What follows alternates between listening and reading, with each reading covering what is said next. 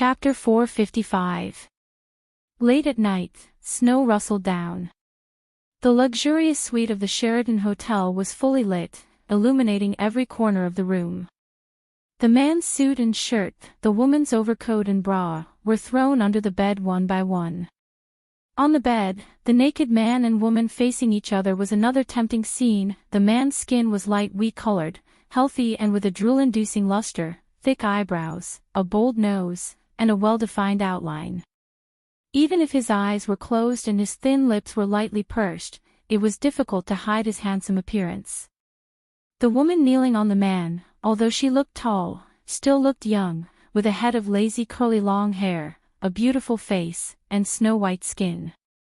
Her body was pressed against the man's muscular chest. "Ye heir, you have to hurry up. We have to finish taking photos quickly and put the room card back in Lu Cheng's pocket, otherwise we're dead." Xing Ling, who was wearing a loose vest with multiple bags and a ponytail, stood by the bed, holding a camera, and stomping her feet to urge Yi Er. Yi Er said helplessly, "Aren't you being very cooperative?" Xing Ling held the SLR camera. "Cooperative my ass. Have you ever seen a woman covering her chest with both hands while rolling in bed?" Seeing that Yi Er couldn't let go, Xing Ling teased the model, in the humorous way of a professional photographer, "Put in more effort. You have to think about how to sleep with such a handsome man under your body. Moreover, he is such a big figure. If you sleep with him, you will benefit." Yi Er thought to herself, before coming, she had thought it through clearly. She didn't want to set up a monument for herself. Now she was being pretentious for ghosts. With this thought in mind, she cooperated with the camera and pressed her soft chest against the man, posing a seductive posture in her imagination, and said self-deprecatingly, "I wanted to sleep with him, but unfortunately, I drugged him with the wrong drug. I shouldn't have given him hallucinogens, but a stronger aphrodisiac." Yi Er's hair was drenched in sweat due to her nervousness, and this kind of effect made people think that it was the product of the love affair. Xing Ling continued to use teasing to distract Yi Er's attention, but the work of taking photos still didn't stop. "Since it's hallucinogens, then you have to use all means to kill him. If that's the case, then you have to do everything you can to kill him. Don't show any mercy." Her trembling pink lips moved to the man's sexy thin lips, and her slender fingers pointed, indicating for the photographer to press the shutter. After hearing the sound of "caw caw caw," Yi Er knew that another set of seemingly passionate photos had been completed.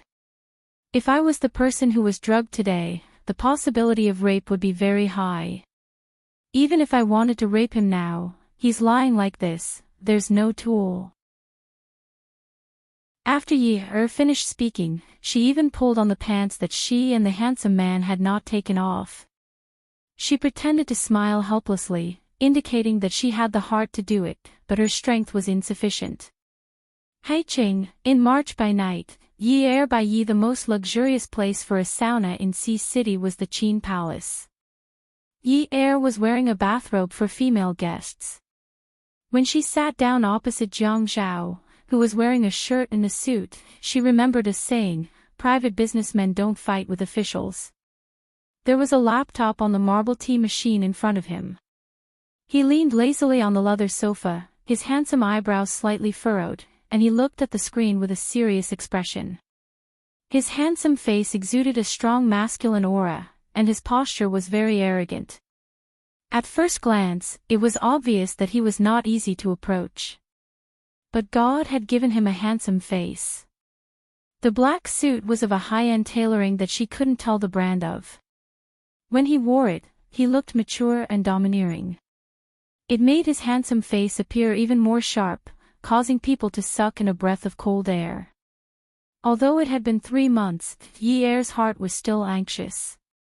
But on second thought, what was there to be afraid of? She had this man's weakness in her hands. How could a barefooted person be afraid of someone wearing shoes? Yi Er's long hair was curled lazily, making her look more mature than her actual age.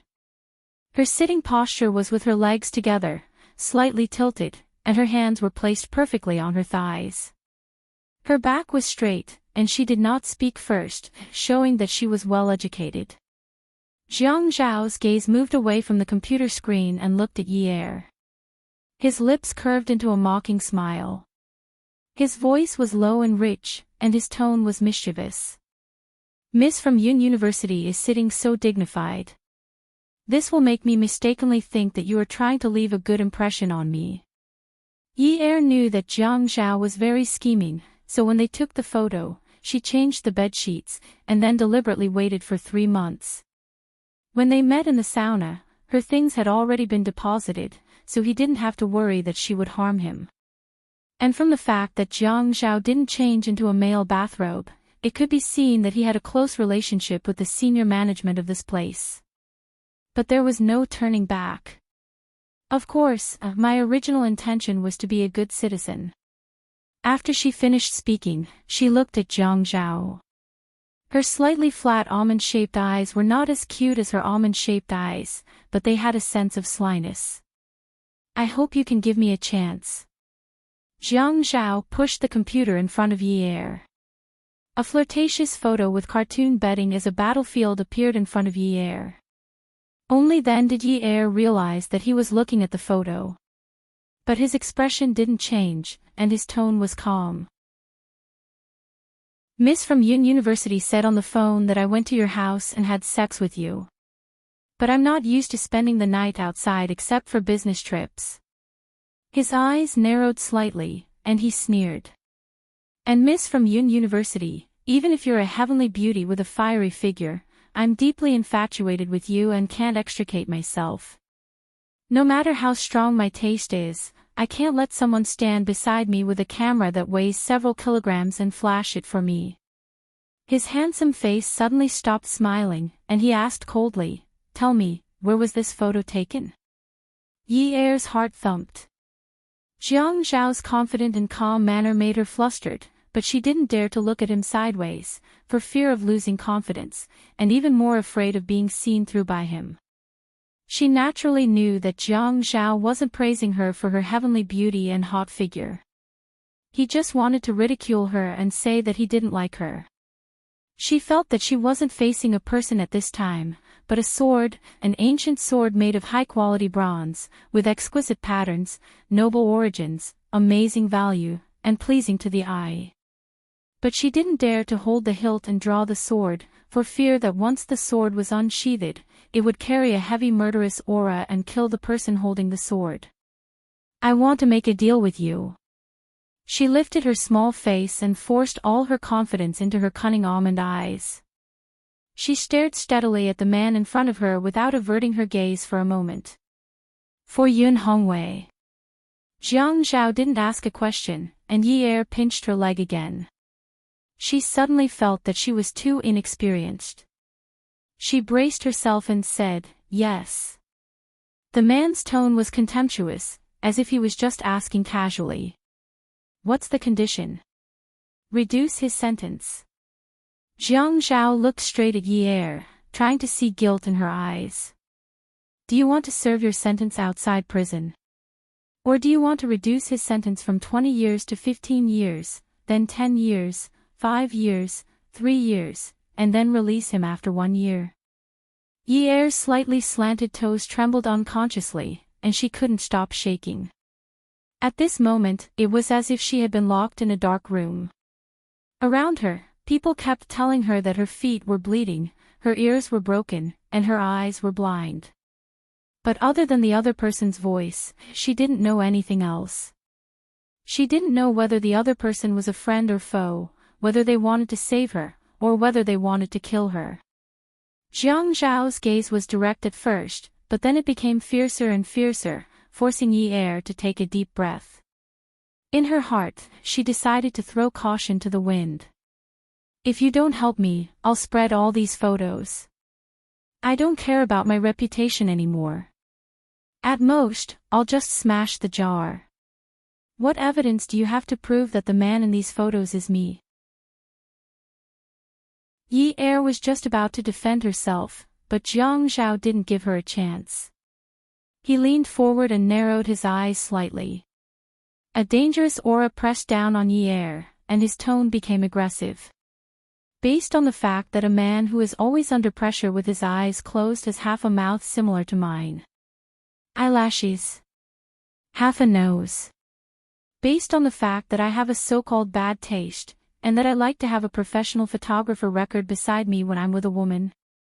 University's Miss comes from a rich family. Don't you have at least the ability to think logically?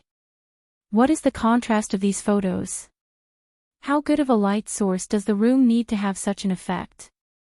Or is it that University's Miss wants to work with your elven photographer friend to drug someone to achieve the goal of blackmail? After failing to blackmail someone, you want to spread these lewd photos. University's Miss wants to visit someone in prison for a long time. Does she have to use such an extreme method to destroy herself?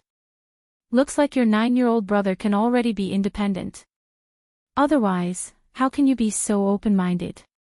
Powerful novel, Hongcha 866. Chapter 456. Jiang Zhao sat up straight again and said calmly, I forgot to tell you that Lu Qing is on vacation now. If necessary, I think we should investigate him. Yi was so shocked by Jiang Zhao's words that she couldn't regain her senses. At this moment, the phone in her bag started to sing. Yi took it and saw that it was a call from her good friend, Jingling. She picked it up and heard Jingling say anxiously, Yi I stepped in sh*t today. Early in the morning, people from the Industry and Commerce Bureau, the Tax Bureau, the Fire Department, and the Labor Bureau all came. They checked the license, the invoices, the wiring, and the labor contract. They said that I evaded taxes, that the wiring is dangerous, and that I didn't pay Social Security for all my employees. I'm afraid that I can't continue operating this studio. I'll even get sued. Yi looked at the calm man opposite her. After comforting Jingling and hinting for her to delete the photos, she hung up. Then, she collapsed on the sofa. It turned out that those who were barefooted had to be afraid of those who were wearing shoes, especially when there was an iron plate in front of you. Jiang Zhao, this iron plate, had kicked her feet until they were swollen. She boasted that she came from a wealthy family and had seen countless upheavals. Even though she was young, she was clear about the dirty and despicable methods of the so-called upper class. She thought that she could completely handle it. But she forgot that she was only 19 years old. Now, her opponent was the third generation of a top wealthy family. Who wouldn't give face to the Jiang family in the entire East? And who would dare to offend the Qin family in Haiqing? He had the strong economic power of two families behind him. He had the solid political background of two families. He also had rich life experience and social experience. At most, she had been pampered in the past, but he was the one who was truly outstanding. She had never thought that she would be defeated by Jiang Zhao when she wanted to threaten him. Zhengling's studio, Lu Cheng's future, Jiang Zhao patted his sleeves, and the white dots in his dark eyes became sharper and sharper. Miss from University, the next time you do something, you must think about who you can threaten and who you can't. Even if you break the jar, you must know who you're breaking it in front of. Jiang Zhao suddenly paused. The glint in his eyes was like an unsheathed sword, pointing directly at Yi. Do you think that I, Jiang Zhao, have no choice but to enter politics? Yi's heart skipped a beat. Right now, she couldn't take a single step forward. Otherwise, she would die without a burial place. Furthermore, the person who would be buried with her was the most important person she had left. Her purpose for coming here had changed from threatening to being threatened. Don't touch them. The sharpness in Jiang Zhao's eyes slowly receded, and his tone returned to normal. Oh. I won't mention the photos again. Photos. Jiang Zhao didn't seem to understand. He had already taken out a small pen and turned it on. A red indicator light lit up. He got up and poured a glass of water from a glass bottle and started drinking. Qin Palace was the property of his cousin, Qin Fian. Knowing that he didn't like drinking mineral water, he prepared a warm water bottle. Yi Er understood that it was a recording pen. And if Jiang Zhao agreed not to touch Xing Ling and Lu Qing, the recording wouldn't mention them. But she wasn't stupid enough to confess that she had deliberately framed Jiang Zhao. You can start recording. Jiang Zhao pressed the switch and placed the pen on the tea machine. Then he sat down and leaned back. His slender fingers tapped lightly on the sofa. Why did Miss Yun show me these photos? I'm very confused. I just thought that my boyfriend looked a lot like you, so I showed them to you. Jiang Zhao nodded in satisfaction. His narrowed eyes seemed to be telling Yi Er, Miss Yun is indeed a smart person. She raised her eyebrows. Oh. So he's your boyfriend? Yes, we took these artistic photos at a photography studio. Don't young people like these things? The effect isn't bad, right? Young people's views are indeed forward. But next time, don't post such intimate photos everywhere. It's not good for your image. He sounded like a parent. And when Yi Er saw Jiang Zhao scheming, she couldn't help but want to kill him. She regretted not taking off his pants and taking a photo of his lower body. Perhaps that would have provoked him. Now she realized that sometimes, it was better to break one's moral integrity. It was obvious that a kind woman would not have a good ending. Yi Er saw Jiang Zhao tugging at his tie. His face was slowly turning red, and he looked like he was very hot. There were beads of sweat on his forehead, and his breathing seemed abnormal. His brows were tightly knitted together as if he was enduring something.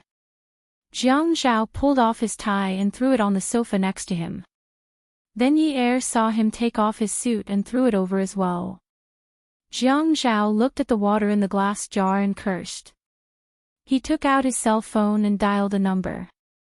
When the call connected, he scolded sternly, Qin Fian. What the hell are you doing? Brother. I've never seen you invite a woman to my place. I'm just adding some spice to make it more interesting. Take your time. I'm hanging up. There was a busy tone on the other end of the line. Jiang Zhao angrily smashed the phone on the tea machine. Damn it. Jiang Zhao unbuttoned 3 buttons on his shirt, and his skin was exposed. It was a light wheat color with a healthy glow. His chest was heaving up and down violently, and his firm muscles could be seen. Jiang Zhao's gaze deepened as he looked at Yi Er. The female guest robe of Qin Palace had a kimono-style collar. She was a little thin, and the collar was empty in front of her chest. There seemed to be a pair of soft breasts that were about to jump out. Jiang Zhao shook his head. Yi Er heard Jiang Zhao's call and concluded that he must have been drugged. Why was he so unlucky?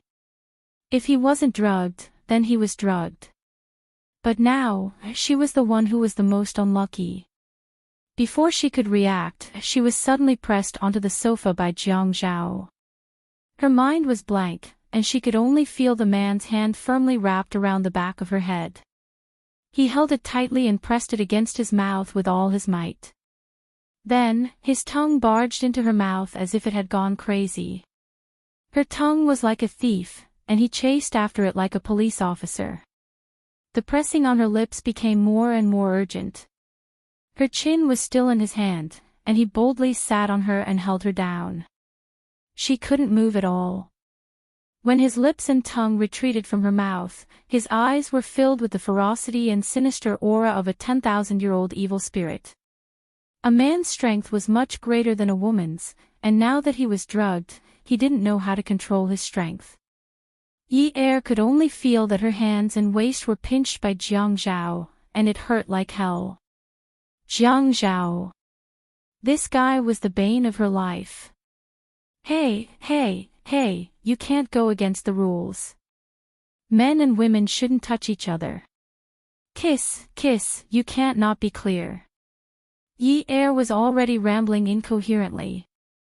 Jiang Zhao's face darkened. Steady. He held Yi Er's chin, and his bloodshot eyes were dark. His voice was so cold that it seemed to be able to freeze everything. Rules. Yun University's miss broke the rules first, so I'll be the one to set the rules now. You better remember this, I'm not someone you can mess with. After her bathrobe was torn off, Yi Er cursed without thinking as she struggled, Jiang Zhao, you pervert. She hated him. She hated the way he acted high and mighty. She hated the way he lowered his head and strategized, and when he looked up, he could determine victory from 1,000 miles away. She hated the suffocating feeling he gave her. It was as if she had to look at his expression to move even one step. Pervert. Jiang Zhao wasn't angry. Instead, he laughed. It was as if he was slightly drunk. Yi Er dared to conclude that not many people had seen this kind of charm before. Jiang Zhao paid too much attention to his image outside, and he had no choice but to pay attention to it. This kind of unrestrained Jiang Zhao was too good-looking. He didn't have a strict outer shell. He was a kind of carefree and unrestrained person. His beauty was unparalleled. She was still in a daze, admiring the handsome man when the sarcastic remarks of the handsome man above her head were like 10,000 years of ice cruelly splashing her all over. Am I as perverted as you? Weren't you perverted when you used those despicable methods to drug people? Weren't you perverted when you twisted your childish body in a coquettish manner and stuck to a man's body to take nude photos? You. Yi Er was scared and angry. She was 19 years old, 170 centimeters, and he actually called her childish. Teeth. He used force to hold her. She heard his breathing become faster and louder. He seemed to still have some rationality. His brows were tightly knitted together as if he was holding on to something. Then, she heard him groan unbearably, and then he lowered his head to bite her neck. The wet bites on her neck were densely packed. Yi Er's breathing became chaotic. Her heart was about to jump out of her chest. Yi Er knew that if Jiang Zhao was determined to vent on her body, she couldn't run at all. Beauty novel, Xinwu 799.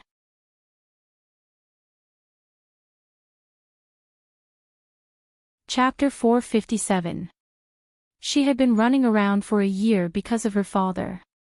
She knew that there were many unspoken rules in this society. You could not go anywhere just because you had a reason. Jiang Zhao was definitely not afraid of her. She had clearly seen him struggle. Since he had struggled, he must have thought of the consequences. The only one with no way out was her. All of his actions were unfamiliar to her. She was terrified. At this time, Jiang Zhao was even more arrogant and unscrupulous under the influence of the aphrodisiac. Being threatened. Even if he, Jiang Zhao, was threatened, he would not fall to the level of a little girl who was still wet behind the ears. She dared to provoke him, so she should have a taste of the consequences. The more frightened the woman below him was, the more he felt that he had vented his anger in the right place today. In the process of the cat scaring the mouse, the number of times his body clamored and clamored, becoming more and more ferocious. He was getting more and more out of control. His original intention was not to touch her no matter what. But she moved, screamed, beat, and cursed. Her long hair became more and more messy in the tussle. That appearance was like she was in need of a man to teach her a lesson. Everything in front of him seemed to have turned scarlet. With a bloody desire to conquer, it wanted to rush out of his body. He pulled down the last barrier of her lower body. Her black underwear, like a cicada's wings, was seductive and sexy. He held her small underwear and waved it in front of her eyes. He chuckled softly and said, "You're so young, but you're already so coquettish. You really know how to seduce men." Yi Er glared at Jiang Zhao. Her hands felt like they were clamped by an iron clamp. Her 2 legs were tightly pressed down by him. She was the piece of meat on the chopping board, waiting for the bright knife to fall and decide life and death. Suddenly, he pried open her 2 legs and barged into her body like a wild beast. Even his voice was like a wild beast roaring in her ears. "Remember this. This is what you get for provoking me. You only have yourself to blame for everything." The overwhelming pain caused Yi Er's brain to suddenly jump and go blank.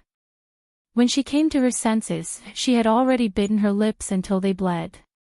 She could not even scream. Inside her body, there was an unbearable enormity. At the same time, it also brought her unbearable pain. It pierced through her entire body and spread to the ends of her spirit. It didn't stop for a moment, and it kept repeating. No matter how much she resisted, no matter how much pain she was in, she could not see any pity in the man's eyes. All she could see was his sense of revenge and his anger. She could not cry out in pain or beg for mercy.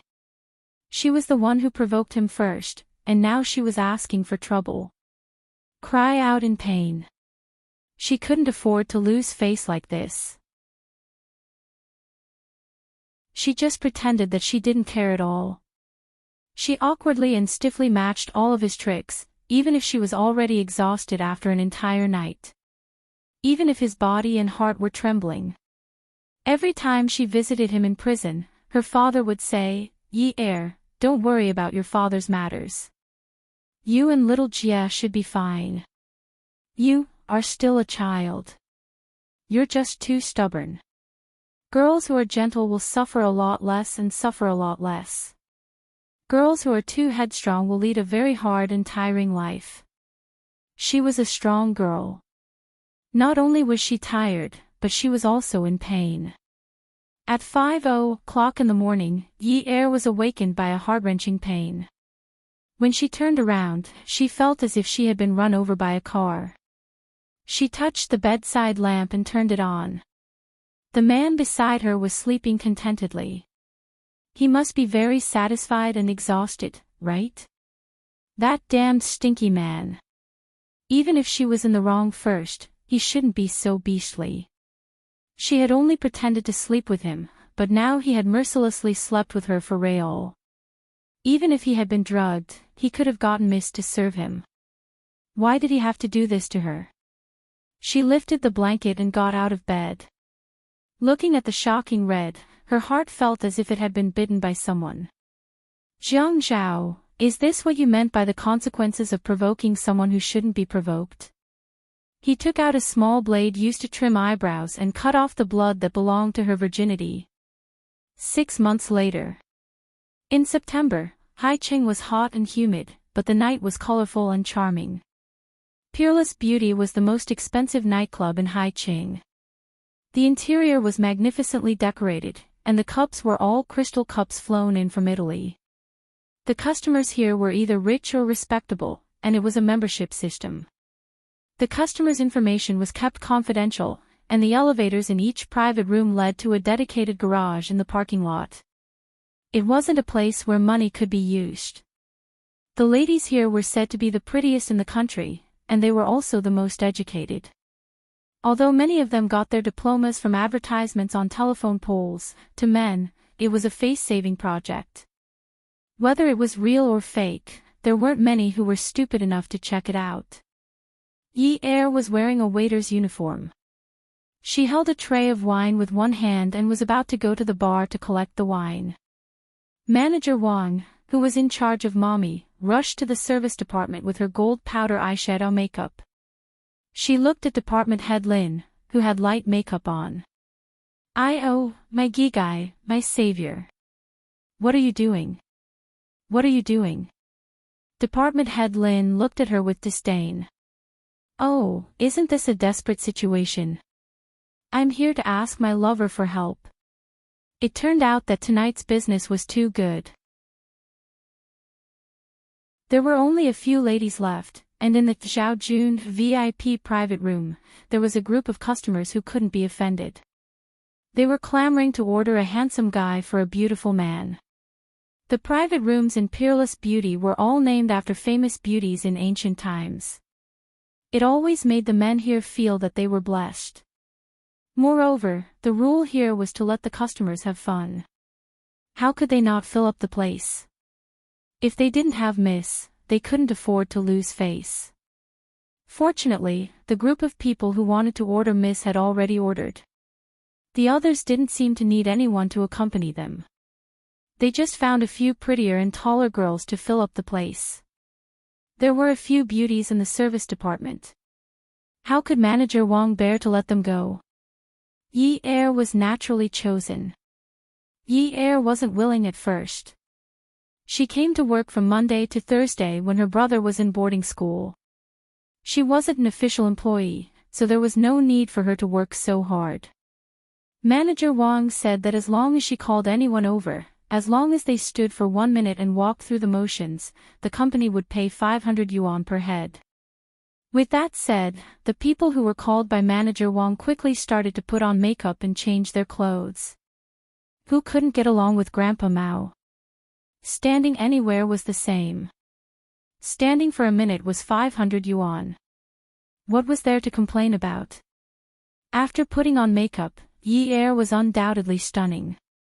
She was young and had good skin, so her makeup was applied quickly. After putting on powder and brushing her eyebrows, her facial features became more defined. Compared to when she didn't put on makeup, she looked more mature. Manager Wang kept praising her. That's why there are no ugly women, only lazy women. Look at our Yi Er. She's a peerless beauty among peerless beauties. This group of people was very strange. Other male prostitutes would enter the private rooms of rich women, but this private room was full of men. Yi Er sighed worriedly. Public morals were degenerating day by day. Morality was degenerating. What a hardcore taste. Yi Er was counting the seconds in her heart. Tick, tick, tick, tick. She was thinking about counting 60 times and getting 500 yuan. She didn't look at anyone. Her expression didn't look deliberate. She was thinking about her own wonderful things. She wasn't like the other miss who winked at the customers and begged for an olive branch. Moreover, she hadn't really done it before. Although her clothes were sexy and her makeup was stunning, she didn't have the kind of prostitute aura that seeped from her bones. She was also from a wealthy family. Even if she was down and out, she still had the elegance in her bones. This kind of her attracted more attention. Yi Er finally finished counting 60 times in her heart. She exhaled and turned to leave with a little joy. Who said you could leave? A deep, rich male voice suddenly broke into her eardrums, making her tremble. Even though it had been half a year, Yi Er still couldn't forget this voice. She froze in place and didn't know how to move her feet. What did Manager Wang say just now? Miss had already been ordered. The others didn't need anyone to accompany them at all. They only ordered male prostitutes. Miss was used to make up the numbers. So they were playing with her. And they were playing so big. They actually brought Jiang Zhao here to play with her. He only dared to come to a place like this, right? The protection here was so good that no media would dare to come here to catch news. It was more like they wanted to die in panic. She didn't dare to turn her head. She gently lifted her toes and wanted to slip away. To be honest, she was willing to lose face in front of anyone now, but definitely not in front of Jiang Zhao. Definitely not. She felt that she had an irreconcilable hatred with him. Ad. Hongcha 866.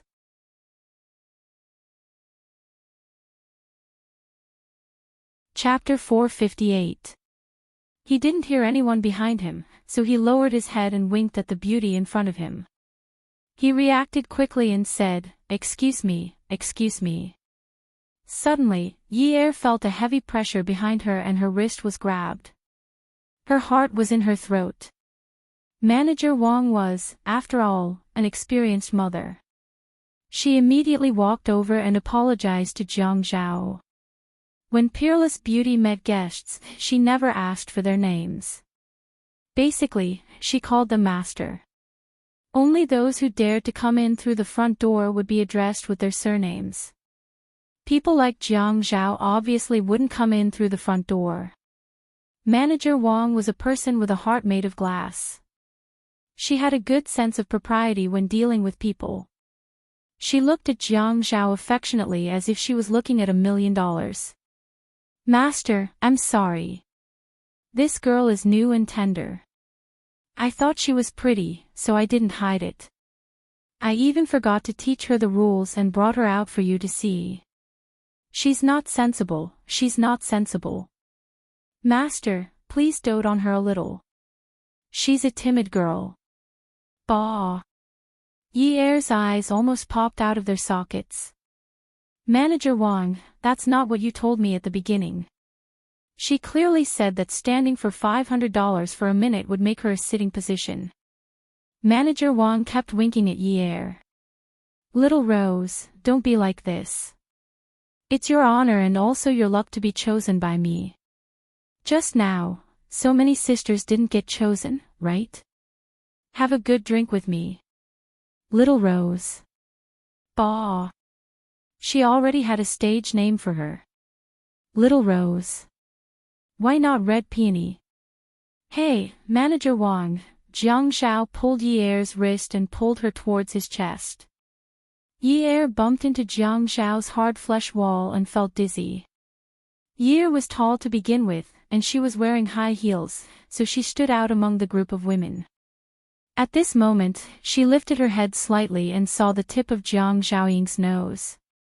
She lowered her eyes slightly and saw him pursing his thin lips. However, the words that came out of his mouth were extremely harsh. Little Rose. Such a vulgar name, it really suits you. Manager Wang couldn't help but, pfft. This sudden loss of self-control made him feel extremely ashamed. He hurriedly said that he would punish himself with 3 cups of wine. Jiang Zhao waved his hand and looked at Yi Er. The smile on his face was very evil. No need. Let this tall little Rose drink. Yi Er felt indignant. If it was someone else, she would give face to Manager Wang. But this person was Jiang Zhao. She couldn't afford to lose face like this. Manager Wang, you clearly said that standing for 500 yuan for a minute. Why do you want me to accompany you to drink? Manager Wang was so anxious that he stammered. $500 per minute. The disdain in Jiang Zhao's eyes deepened. He took 2 steps back and looked at Yi Er from head to toe. 500 per minute, 30,000 per hour. It's 10:00 now. If you continue until 8 o'clock tomorrow morning, 300,000.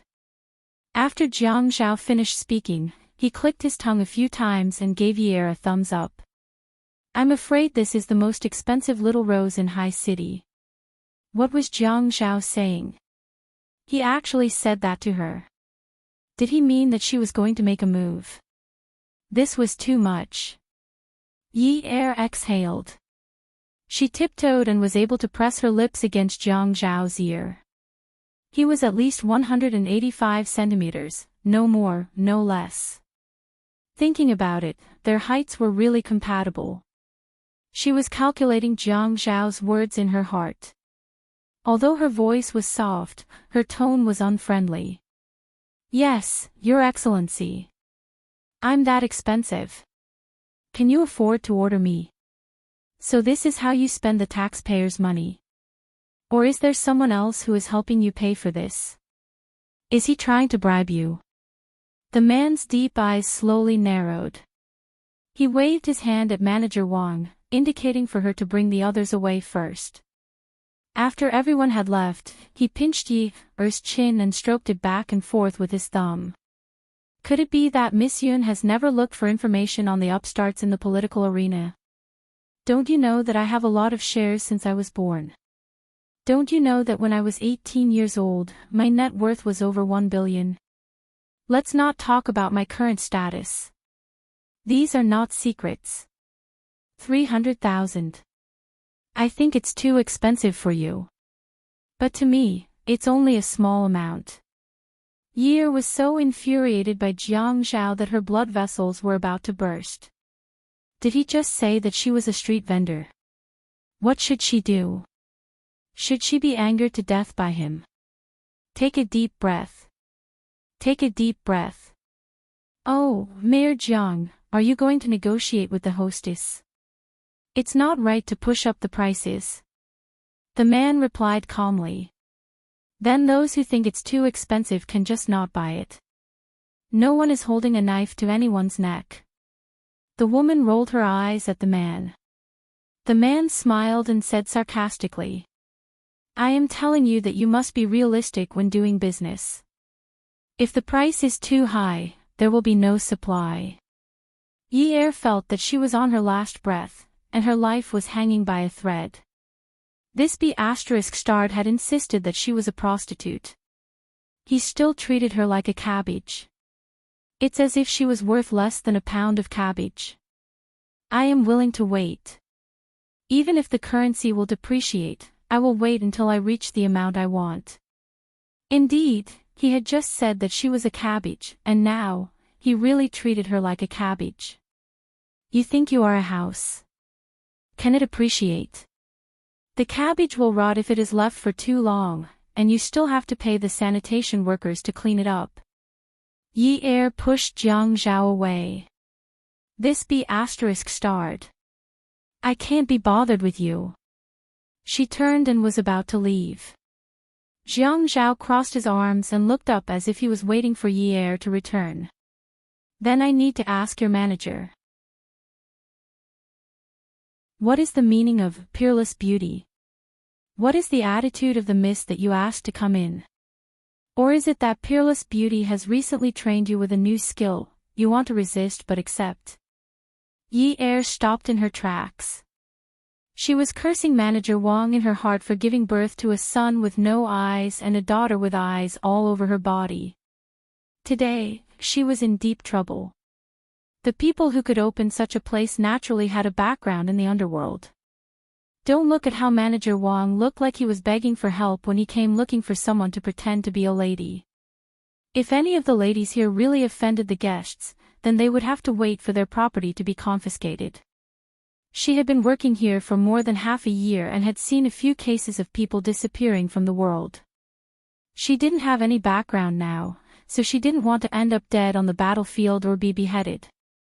Jiang Zhao's eyes were too deep and complicated. Yi couldn't tell what he was thinking. Say it. What do you want? Jiang Zhao still looked calm.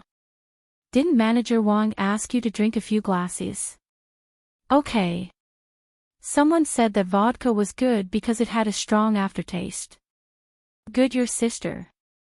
I don't drink vodka. I'm allergic. Many miss like to say that they're allergic recently when they're drinking. I didn't know that Yun University's miss learned so quickly. Jiang Zhao looked at Yi as if he wanted to tear her apart. The private room was huge. If it wasn't for the high-end furniture, thick carpet, and large back projection, it would definitely feel empty. A person walked over from the sofa. It was a tall man wearing a pair of rimmed glasses. He looked beautiful and refined. When he smiled, he didn't look proper. Qin Fian patted Jiang Zhao's shoulder. Brother, let's go and drink. Why are you standing there? Jiang Zhao got angry when he looked at Qin Fian, especially when he looked at Yun Yi and then Qin Fian. If it weren't for this guy, he wouldn't have turned from a victim to a perpetrator that day. Now, he couldn't even straighten his back. He couldn't speak tough words. He pulled Yi to an empty table in the corner. He turned and glared at Qin Fian. Go over there. I haven't settled the score with you for that bottle of water that day. Why are you looking for trouble? Qin Fian shrugged his shoulders and looked at Yi. He returned to his seat and pointed to the people sitting on the sofa. They were still curious about what was going on. He hinted to them not to touch the whiskers of a tiger.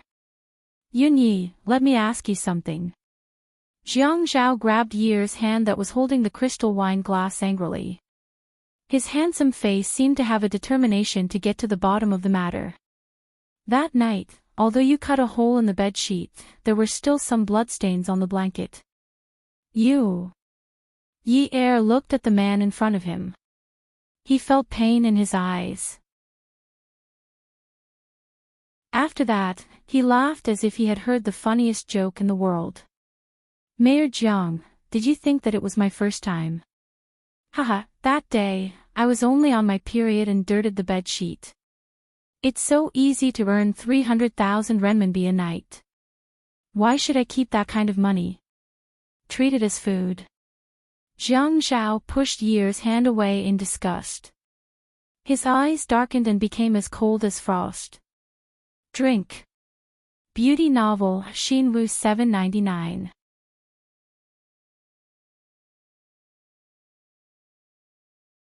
Chapter 459. Yi knew that she couldn't win against Jiang Zhao.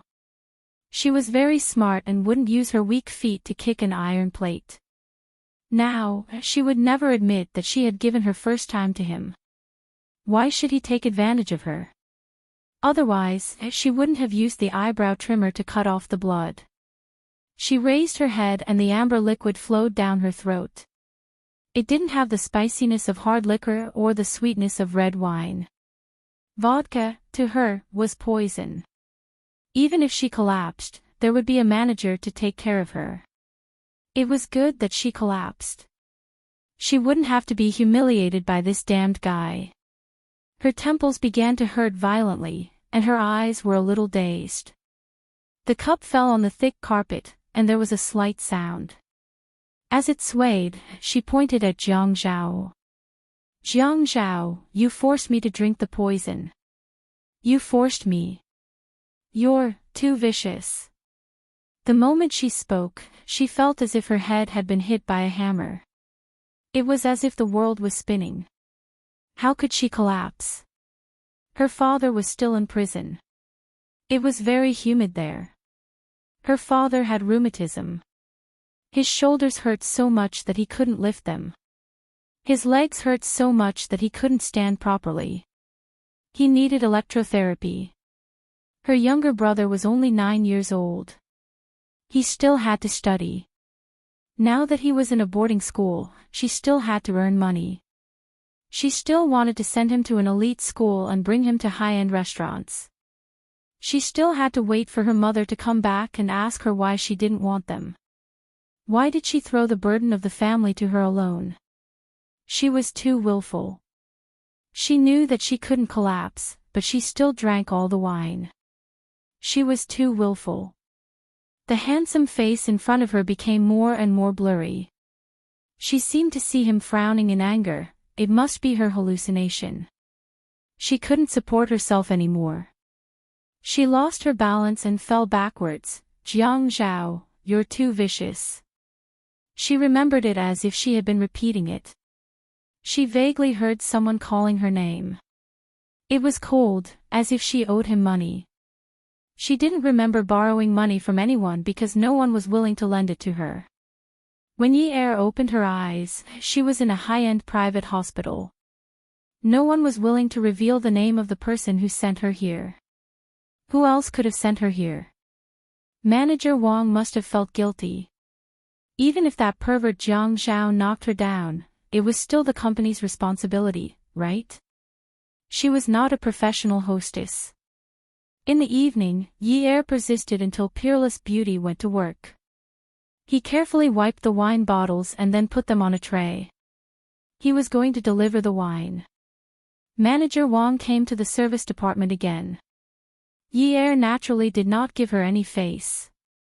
No wonder people said, only women and villains are difficult to deal with. In the whole world, Manager Wang was the only woman who was difficult to deal with. She was not just an ordinary woman who was difficult to deal with. She obeyed in public but opposed in private. She was a criminal and a human trafficker. She deserved 1,000 cuts. Yi Er, are you still angry at Sister Wang? Manager Wang's attitude towards Yi Er was as if she was really trying to please her. However, this kind of pleasing always made people feel uncomfortable and strange. It was as if this woman was a demon in human form, waiting for people to be tricked into talking to her. Once they spoke, her true form would be revealed. Yi Er puffed out her chest and nodded slightly. Manager Wang, I'm going to deliver some drinks to Yang Guifei. I won't disturb you any further. Manager Wang could see the wariness in Yi Er's eyes. After what happened yesterday, she could not absolve herself from the blame. After all, the person in the service department was not the real Mississippi. Yi Er stood outside the door of Yang Guifei and gently pressed the service bell. The princess's earpiece would receive the command to open the door. She had just handed the wine to the princess when she heard a voice behind her. A surprised voice came from behind her. Yi Er. Yi Er turned around and was stunned. She did not react for a long time. She thought for a while. How should she address this handsome man from before the new year? Yi Er acted like all the waiters here when they saw a guest. She nodded at the right time, leaned forward, and politely greeted, young Master Min Zikai, 180 centimeters tall, 23 years old, ex-fiancé. When the Yun family declined, he wanted to break off the engagement with her. After that, his whereabouts were unknown. Yi Er. What are you doing here? I'm at work. Young Master Min, have fun. Then I'll go back to work. I still have a lot of things to do. The alienation in Yi Er's words made Min Zikai frown deeply. He could not continue the conversation. Seeing that Min Zikai did not say anything else, Yi Er fled. When she returned to the service department's wine room, she shook her head forcefully and muttered in her heart, childhood sweethearts play with childhood plums. True love will always be with you. Liar, liar. Don't love me, I don't love. Don't love me, I don't love. After muttering it a few times, Yi Er sighed as if a heavy burden had been lifted from her shoulders. After delivering the wine to Zhao Jun, she had only taken a few steps when the princess, who had ordered the songs, ran out to stop Yi Er. She said that someone was calling her from inside. Min Zikai. No, she did not want to see him. Just as she was about to refuse, Manager Wang, who was covered in knives, appeared in front of her. She said sincerely, Yi Er, go. You can't offend the people inside. Don't worry, Sister Wang will definitely protect you. She cursed in her heart, protect your sister. You want me to help you count the money after selling me off? When Yi Er entered the private room, she realized that it was not Min Zikai, but that pervert. Zhao Jun again. Was this the legendary holdout? There were not many people in the private room today, only 4. Actually, she knew many people in this circle. One of them was the bespectacled boss of Qin Palace, Qin Fian. The handsome man with the tanned skin was the eldest son of the Zhuo family, Zhuo Hao. The handsome but cold one was the second son of the Zhuang family, Zhuang Yichen. The last one was that pervert, Jiang Zhao. The 4 young masters of Haiqing were all present. Jiang Zhao sat there, motionless. Although he was sitting, and was slightly lower than Yi Er, the look in his eyes, the posture, was still as lofty as ever. Yi Er walked over and looked at him. Her eyes were full of disgust as she said coldly, What? Are you trying to get me drunk with vodka again? Is it because you want to see me collapse and unable to get up? Will you feel better? It's only been a day and you're already upset when you see me jumping around again. Jiang Zhao, even if I was in the wrong first, I should have been punished, right? You didn't lose a piece of meat. Isn't that enough? Jiang Zhao was suddenly stunned. What? I'm asking you if you want to prank me again. Jiang Zhao stood up and said angrily, You're really unreasonable. What about you? Aren't you unreasonable as well? Let's go. Jiang Zhao said sternly. He swallowed the words that were on the tip of his tongue when he saw Yi Er's attitude. When Jiang Zhao drove home, it was already 2 o'clock in the morning. The music in the car flowed slowly, somewhat innocently. It seemed like it would rain in a few days. The moon was cloudy and the stars were sparse. Other than the city lights, there was no night scenery to enjoy. If there was one, it would be the man and woman running in front. It looked like the man was relatively short. He was running in front with his head raised and neck stretched. He was holding a lady's bag and running with great difficulty. The woman chasing behind him was barefooted. She was tall and had long hair. She would raise her hand and point at the man in front of her from time to time, as if she was scolding him. Yi Er was out of breath, but she did not dare to stop. She knew that it was not easy to travel at night. She had just been given the money, but before she could even touch it, the thief had already snatched it away. What kind of world was this? She chased the thief into a dead end. The street lamps were old and sickly, and the light was weak. However, the knife in the thief's hand seemed even brighter. The sharp knife glinted coldly as she waved it around. The bandit's aura was in a frenzy, and his voice was filled with viciousness. Bitch, if you King chase me again, I'll stab you to death if you chase me again. Yi heaved a sigh of relief. Over the past year, she had gone around begging for help but was rebuffed. She had long felt that those who fought openly were not that scary. The truly scary ones were those who stabbed in the back. She did not care. She still had her money in her bag. She shook her head, clenched her fists, and stood on tiptoe to warm up. Then, she spread her arms like a warrior and finally cupped her fists like a Chinese swordsman. Please advise me. The thief was a little confused. B*TCH, who are you trying to show off your Chinese and Western moves? I'm trying to show you. Because I want to exchange pointers with you. You don't know this, but in martial arts school, everyone is considerate of their fellow disciples and does not kill. As the saying goes, don't go overboard. But what you're doing today is just right for me to defend myself. Isn't that what I want? Yi Er cursed herself in her heart for being cheap. Why did she ask for a fight? What martial arts school? She just wanted to see if this thief really dared to fight her. She was just bluffing. The fight came to an end after the bandits lost control and Yi Er's cries of alarm. Yi Er only remembered that the gangster was really desperate and jumped over the wall to stab her with a knife.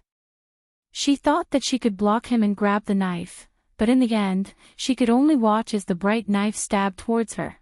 Come and see, Songshu 566.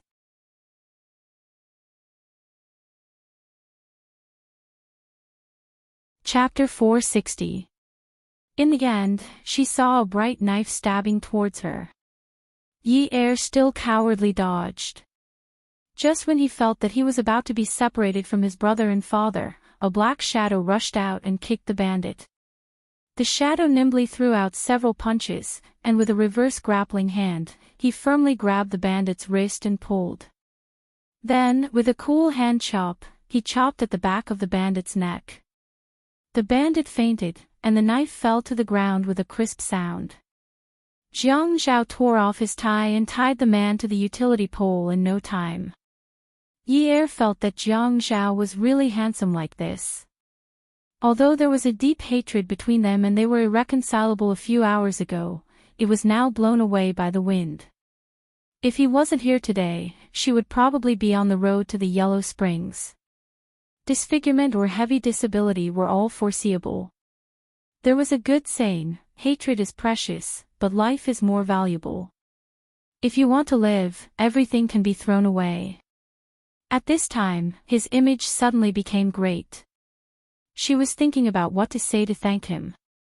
The most classic way of expressing her feelings. For example, she bowed slightly and said in a gentle voice, "Thank you for saving my life, young master.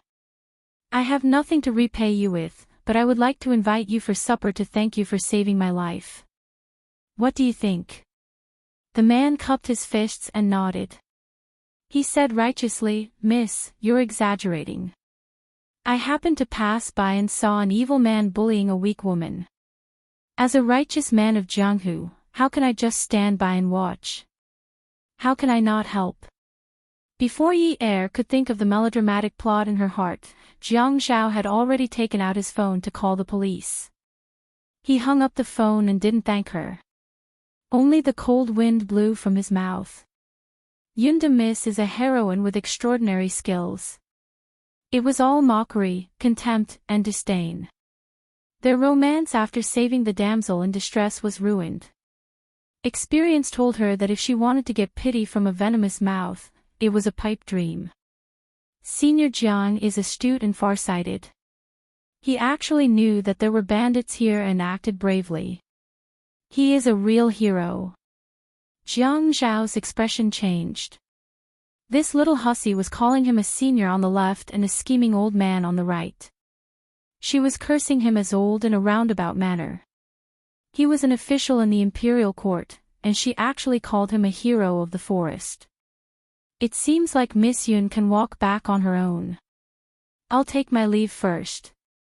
Only then did Yi Er realize that the blood under his bare feet had soaked the bricks on the ground.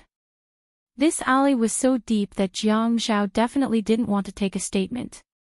She didn't want to either. Which decent girl wouldn't go home at 2:00 in the morning? If the police came to investigate one day, her brother would be worried. Seeing that Jiang Zhao was about to leave, she immediately endured the pain and tiptoed to catch up with him. She tugged at his shirt sleeve and said, "You're a great man, so please don't hold a grudge against me. You're a good man to the end." Jiang Zhao looked determined to leave. Yi Er let go of all her reservations and clung onto Jiang Zhao's arm like a piece of plaster. She wouldn't shake her head arrogantly and said, "You can go." In the Peerless Beauties group, she was indeed misunderstood as Mississippi. It was only right for her to argue. The one at fault was manager Wang. At this time, Jiang Zhao did save her. A life-saving grace was great. He felt that she was overestimating herself. It was only right for him to ridicule her. She didn't lose a piece of meat. But how could a person who was saved ridicule her benefactor? She wasn't a person who couldn't distinguish between good and bad. Yi Er failed to live up to her expectations. A few hours ago, they were irreconcilable enemies. Now, he was her benefactor. Yi Er scolded herself several times in her heart. "Little wench, stop pretending. Hurry up and apologize to our benefactor. If you don't repay his kindness, you'll be struck by lightning." At this time, she had to see the situation clearly. She couldn't be blamed for being snobbish. She could only say that she had been forced to be tactful by life. When she first begged for help to save her father, what kind of despicable words had she not said? Yi Er held on to Jiang Zhao's arm and didn't let go for a moment. She wasn't wearing shoes, so she had to look up to speak to him. She shook his arm and said, "Benefactor, benefactor, take pity on me. Please give me a ride." Jiang Zhao was unmoved. He snorted lightly and said, "I'm old. I need more exercise. I don't plan to drive. I plan to walk back." Yi Er was anxious. She knew that this guy was angry with her, but she was definitely stepping on glass or something. She couldn't touch the ground at all.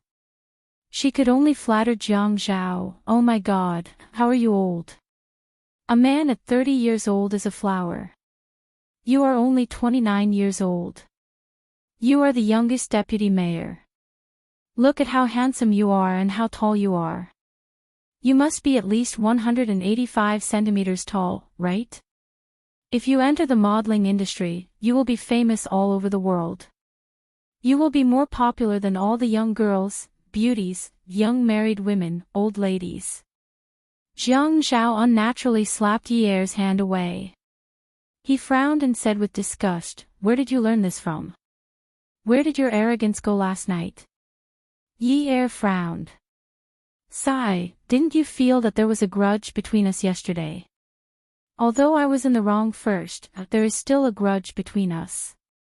Also, I was not in trouble yesterday."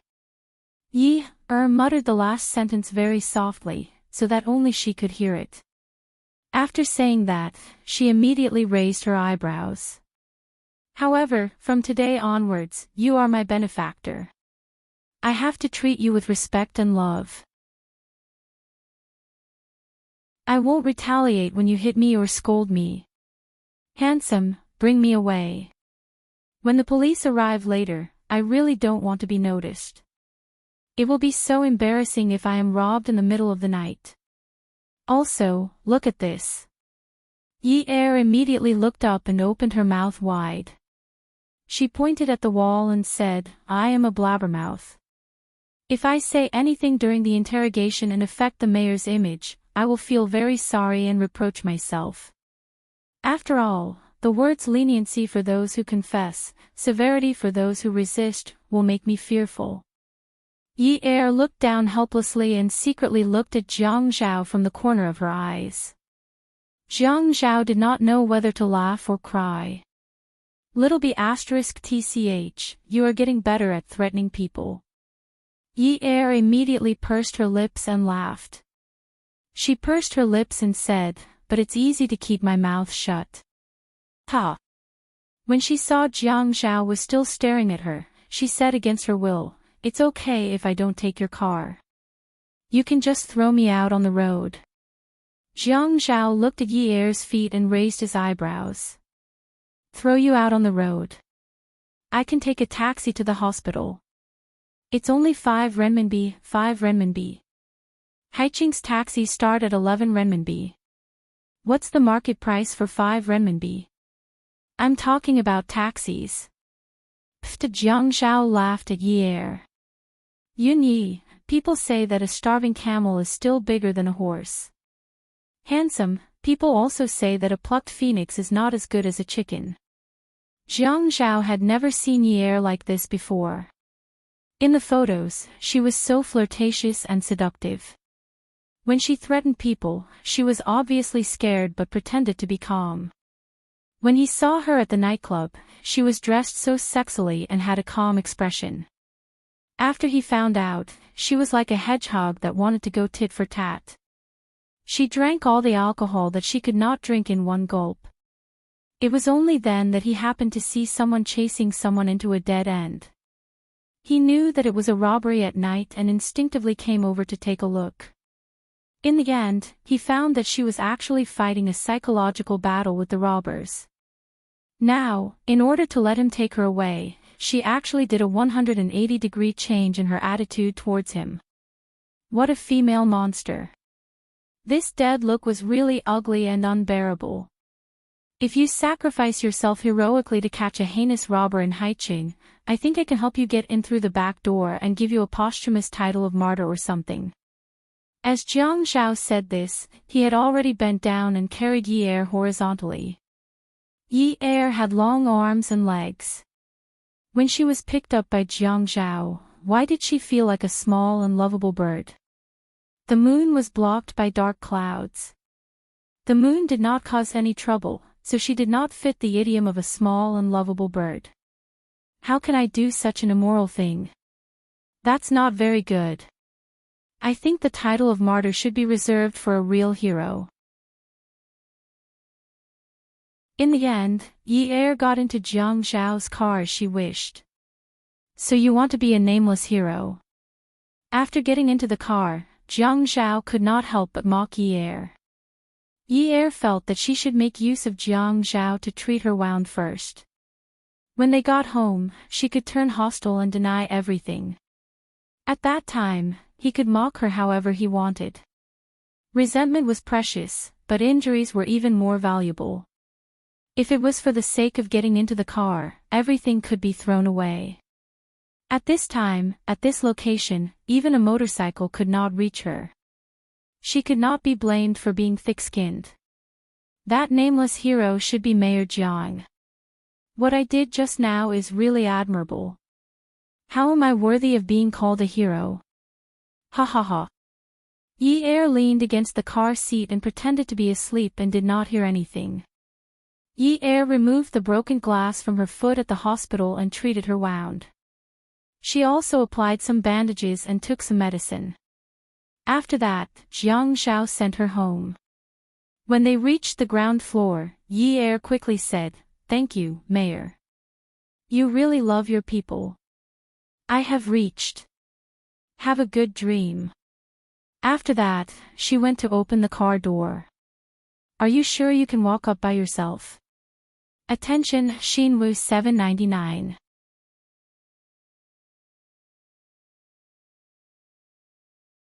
Chapter 461. Yi Er looked at Jiang Zhao. From his face, she didn't see any expression that would embarrass her. It was just that he was used to being stern and handsome. When he rarely smiled, it was basically when he was making fun of her. How vicious. Yi Er turned and looked out of the car window. She swallowed her saliva.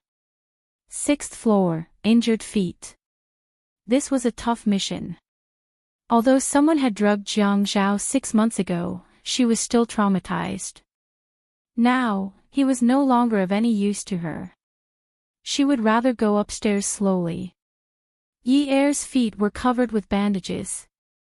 The bleeding had just stopped, and she should not squeeze her feet into her shoes. The floor was also dirty, and stepping on it might cause a bacterial infection. She suddenly felt that she was being treated well. The private hospital was very expensive, and the deputy mayor had carried her to the car. How could she forget about this when she was enjoying herself? When Yi Er's feet were about to touch the ground, the car door opened again. The man bent down and carried her up. "Which floor?"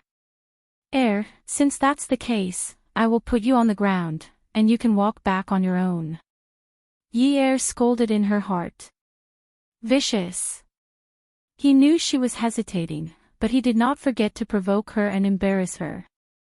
She could not find a way down the stairs. 6th floor. Yi Er immediately lowered her head. Her face was also red. She was embarrassed. He had even said that this enmity was absolutely irreconcilable. Ever since he had appeared, the process of disgrace had been getting worse and worse. Yi Er really wished she could travel back to the time when the revolutionary martyrs were fighting bravely. She wanted to interview them and ask them how they managed to survive till the end. This was an old-fashioned neighborhood, and the lights in the corridor were not working properly. Yi Er took out her mobile phone and turned on the flashlight function. She shone the flashlight on the ground to let Jiang Zhao see the ground clearly. One flight of stairs seemed to have no end. It was a long flight of stairs. "We are here." Yi Er took a deep breath and was about to open the door with her keys. Suddenly, a tall figure appeared at the corner of the top floor.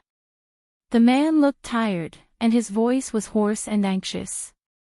"Yi Er, what took you so long?" Yi Er was stunned. She quickly turned off the flashlight and almost jumped out of Jiang Zhao's arms. However, she suddenly hugged Jiang Zhao's neck and smiled at the figure. "Young Master Min, we're on a date." There were no lights on the 6th floor. Even though it was almost dawn, the corridor was still too dark. Yi Er was glad that this was fate. She did not want that person to see her in such a sorry state. A date? Min Zikai's voice was filled with anger after his exhaustion. He slowly clenched his fists by his sides. "Young Master Min." Min Zikai. Even though Jiang Zhao could not see the emotions on the other party's face, he knew something was wrong. He had been used. Wasn't Min Zikai Yunye's ex-fiancée? All the rich and famous families were well aware of the fact that the engagement had been broken off. His status was not suitable to be used to create a scandal with her. Zikai, before he could explain himself, Yi-er's slender arms around his neck tightened.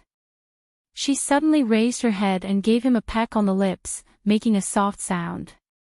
"Ah, Zhao, I'm so sleepy. Let's go in." Acting coquettishly. Jiang Zhao had goosebumps. Min Zikai could feel smoke rising from the top of his head.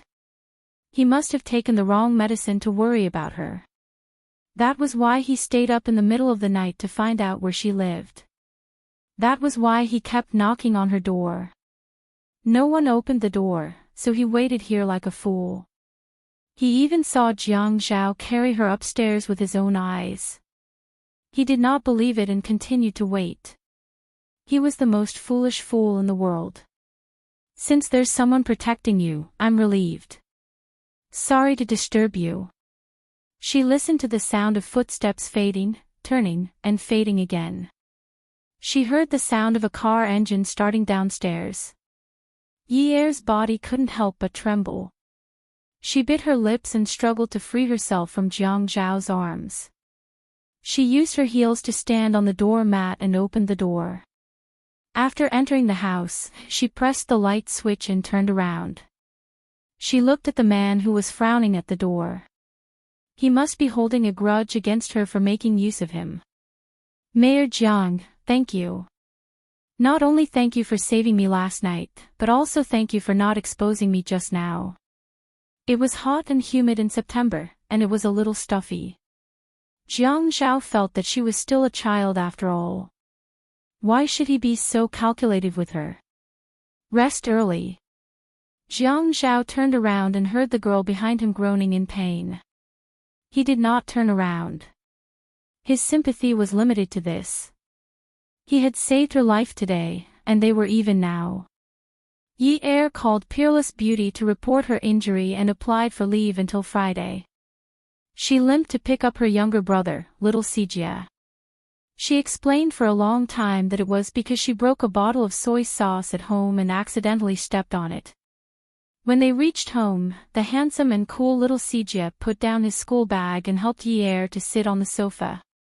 He turned around to boil some water and said coolly, "Can't you ask Sister Ling Ling to pick me up when my leg is unwell? I will be 10 years old after Lunar New Year. You don't have to pick me up in the future.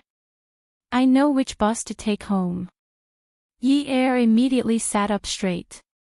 "How can I do that? You are so handsome, and I am worried about you. What if you are snatched away to be a child husband? You will suffer." Little Sijie rolled his eyes at Yi-er. "You are so immature. Do you know how much a bottle of soy sauce costs? How can you step on the glass with your legs? You really know how to spoil things." "Yun Sijie, I am your biological sister." Yi-er felt like she was going to smash the wall. Little Sijie poured the water and handed it to Yi-er. He said lazily, "I know. I am your biological brother from the same father and mother. I have never doubted it." Every time Yi-er spoke to little Sijie, she would choke. When she heard someone knocking on the door, it was as if she had met her savior. She limped to open the door. When Yi-er saw her biological aunt, Zhou Yan, her face suddenly darkened. She tried to close the door but was blocked by Zhou Yan's bodyguard behind her. Yi-er staggered and almost fell. Little Sijia picked up the glass of water and splashed it outside the door. Zhou Yan's face was wet. The beautiful woman who had put on makeup reached out to touch her face. Her whole face felt like it was covered in mud. It splashed. The bodyguard wanted to go forward, but Zhou Yan saw little Sijia standing in front of Yi-er. She was afraid that he would be hurt, so she immediately stopped him. She just stared at Yi-er. Her face was not as nice as last time. "Yi-er, I am here to tell you that since you are not willing to give Shao Jia to the Yuan family in private, then we can only meet in court." "What right do you have?" "I am Shao Jia's biological sister. If your husband can't give birth to a son, you can have one with someone else. Why should you give my brother to you? Yi Er was almost driven crazy by this shameless woman. Last time, she had said nice things to Xiao Jia. She said that she would be good to Xiao Jia, send him to an elite school, eat at a high-end restaurant, and as long as her brother entered the Yuan family, she would help her save her father. At that time, she and her brother had rejected her. Later on, she had tried to persuade her several times. This time, she still did not give up. Since the soft approach did not work, she had to use the hard approach. Although Zhou Yan's head was wet, she still held her head high. Because I am Xiao Jia's aunt. My sister is not willing to take responsibility. Your father is in prison, and you are running around all day without a proper job. Now, you have sold the villa. You still want to get Xiao Jia's custody. I want to see which side the law favors. Bad woman. I will only be with my sister. Get out of here. Little Sijia changed his cool and cold personality and suddenly flew into a rage. He picked up a stool and wanted to throw it at Zhou Yan. Zhou Yan shouted for the bodyguard not to hurt Xiao Jia. She took a step back and Xiao Jia threw the stool out. The bodyguard who stood in front of Zhou Yan was hit by the stool. Xiao Jia took the opportunity to close the door with a bang.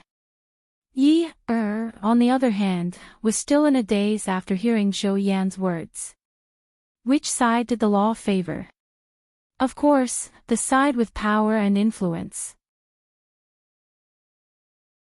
She did not have a proper job. Working at the nightclub was a secret. She had no choice as she had to go to many places during the day. She did sell the villa because she was afraid that when she needed money, she would not be able to get rid of the villa. In this society, it was necessary to be polite. She had to move the money out and store it, waiting to be used at any time.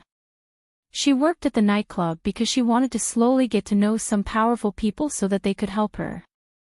However, she could not let go of this matter. What about now? Which side would the law favor? Which side would it favor? How realistic and cruel. Sister, sister. Little Sijia looked at Yi Er, who was in a daze and panicked. He pulled her hand and shook it. Sister, don't scare me. I will never leave you. I will eat more. Wait for me to grow taller. When I am taller than you, even if the sky falls, I will hold it up for you. Sister, sister. Yi Er squatted down and hugged little Sijia tightly. Her eyes were wide open. Although they were red, she did not shed a single tear. She said fiercely, Yun Sijia. I won't let you suffer. I won't. But even if the Yuan family has hundreds of billions of assets, you can't care about it. Your surname is Yun. You can only have the surname Yun. Do you understand? Otherwise, Dad will die of anger. Welfare, Songshu 566.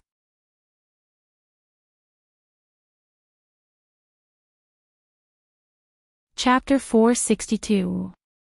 Little Sijia knew that his older sister would only be so fierce to him when she was extremely insecure.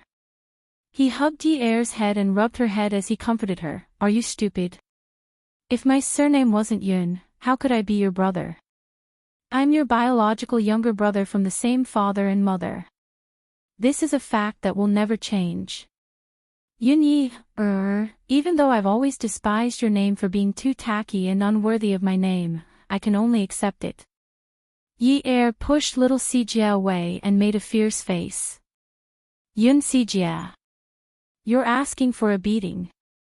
On Monday, Yi Er had no problem wearing flat-heeled leather shoes.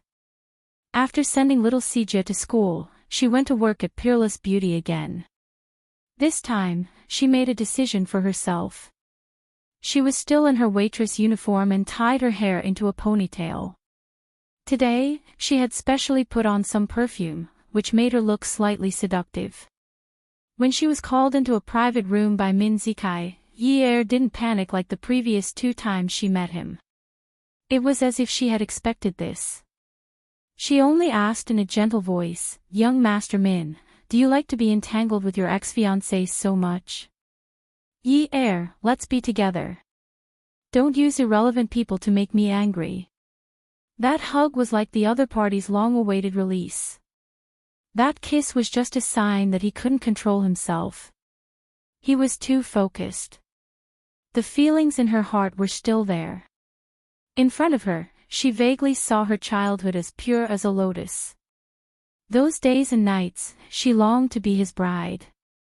Yi was held in Min Zikai's arms. She could feel his passion and deep affection. She could only respond to his absent-minded kiss. After a while, she struggled to free herself from him. "I want you to help me. Are you willing?" Min Zikai's voice suddenly turned cold. He frowned. "Uncle Yun." Yi naturally wouldn't mention her father. Family Min was afraid of offending the Yun family, so they broke off the engagement. "No, my younger brother. Hu Jinchang is infertile, and my aunt is going to court to take custody of Sijia. I don't have a father anymore, and I can't lose my brother." Min Zikai was moved and stroked her hair lovingly. "Yi, don't worry. In the next 2 days, I'll register a company for you. You'll be the legal representative. I'll get someone to handle the company's business for you. I'll also find a supplier for you. This way, you'll have a stable career and income, and we'll win this lawsuit. Also, I don't want you to work in a place like this." Yi was stunned when he heard this. It was that simple. Did he mean to open a shell company for her? She was just a middleman selling goods to make money. She didn't dare to expect too much from Min Zikai. During those 2 days at home, she struggled with her thoughts. Why was she so stubborn? Many times, when she went to ask for help, some people who were old enough to be her father still looked at her and swallowed their saliva. She valued her dignity too much. But half a year ago, hadn't she been raped by Jiang Zhao? After meeting Jiang Zhao, hadn't she still begged him to take her out of the alley? If she still thought that she was virtuous, that she was still the rich young lady who could get whatever she wanted, then she was gravely mistaken. "Yi, let's be together, okay?" "Okay." Yi understood that when he said, "together," he definitely didn't mean marriage, but she still agreed. "But I have a condition." Min Zikai rested his chin on Yi's hair and gently stroked it. "Okay, tell me." "I'll promise you anything I can do. I want Sijia's custody to be mine. Only then will we be together. Before that, you can't touch me." Min Zikai snapped out of his daze and felt an inexplicable pain in his heart. He held Yi's shoulders and pushed her away, looking at her carefully. Yes, she didn't believe him. She was using him. She was making a deal with him. He took a deep breath and said in a trembling voice, "Okay, I promise you." Yi added, "Before everything is settled, I still want to work here." Min Zikai clenched his fists and agreed, "Okay." However, 2 days later, Yi didn't see Min Zikai's shell company. Instead, she saw his mother, Mrs. Min, at her rented apartment. Mrs. Min was dignified and noble. She didn't want to enter Yi's apartment. She spoke gently and generously, "Yi, I'll leave after saying a few words." "Auntie, please speak." Yi politely greeted her and didn't force her to enter the apartment. "Yi, don't blame Auntie for being nosy. You know that Zikai is a soft-hearted child. He wants you to lead a better life, so he's racking his brains for you. But you also know that your father's matter involves the interests of the government. Family Min is on the other side and can't make a move. You should have understood this back then." Yi took a deep breath and listened to Mrs. Min continue, If we hadn't sent him abroad back then, the trouble he caused would have made family Min the second Yun family. Ye heir, you grew up together and are childhood sweethearts. He finally became sensible and promised not to interfere with the Yun family's matters in the future. That's why we let him come back. It hasn't been easy for the Min family in the past 2 years. Just take it that Zikai has been protecting you wholeheartedly since you were young. Let him and the Min family off, okay? Ye heir pursed his lips and blinked his slightly red eyes. Then he smiled and said, Auntie, it's getting late. You should go back first. Ye heir. Auntie, I won't look for Zikai again. Don't worry. Thank you, ye heir. Mrs. Min had just turned around when she turned back. She looked troubled and said, Ye heir, don't tell Zikai that I was here, okay? Okay. Ye heir nodded and watched Mrs. Min leave before closing the door. She turned around and pressed herself against the door. She slowly fell and sat on the ground. She wasn't a qualified bad woman, even though she had sworn to be a bad woman a few days ago. But when she heard Mrs. Min say, let him off on the account that Zikai has protected you wholeheartedly since you were young, she couldn't harden her heart. She was too weak. In the past, her father was a mountain that she and her brother relied on. Now that the mountain was gone, she didn't have the ability to let her brother rely on her. Therefore, she needed to find a backer, a strong backer, a backer that others would give her some face when they saw her. She couldn't afford to delay. How good would it be if she had understood it earlier? She had some assets that she could use, but she valued too much. Jiang Zhao had said before that when you took off your clothes and climbed into a man's bed to take erotic photos, weren't you despicable? When you used those despicable methods to frame people, weren't you despicable? She was despicable. She learned how to drug people at a young age and took erotic photos to threaten people. Being raped was retribution. She was despicable. She used Zikai's feelings for her to negotiate a deal with him for custody of her brother. Mrs. Min came to her door to ask her to stay away from him. That was also retribution. She felt that at this moment, she was a typical slut who still wanted to build a monument to her chastity. Monument. She didn't want it. She took out her phone and dialed a string of numbers. The other party waited for a while before picking up. She stood up and slowly spoke to the person on the phone. After she was done, she hung up.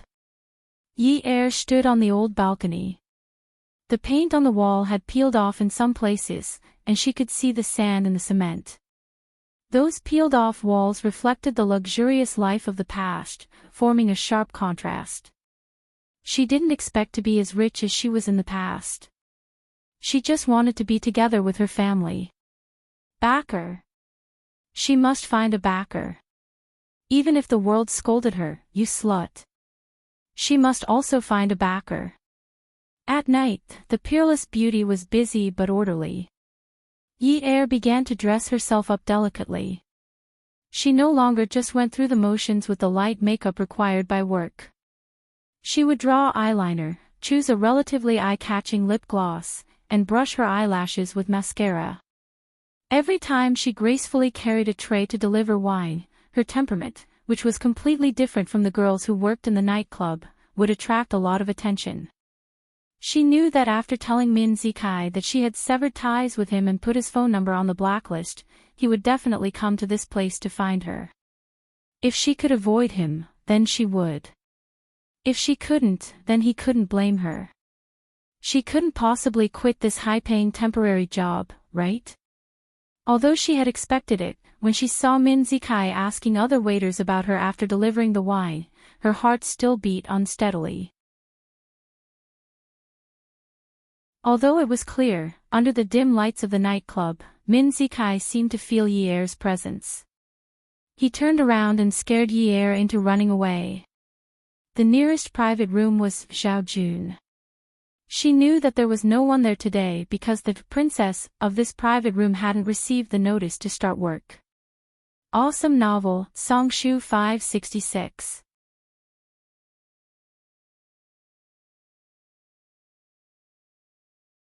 Chapter 463. She pushed the door open and closed it gently. With her back against the door, she couldn't hear anything outside. Just when she felt that Min Zikai had left and was about to leave, she saw a function room on her right in the quiet private room. It was used to create a quiet environment for guests to discuss business. The sound of people talking came from inside. Two men.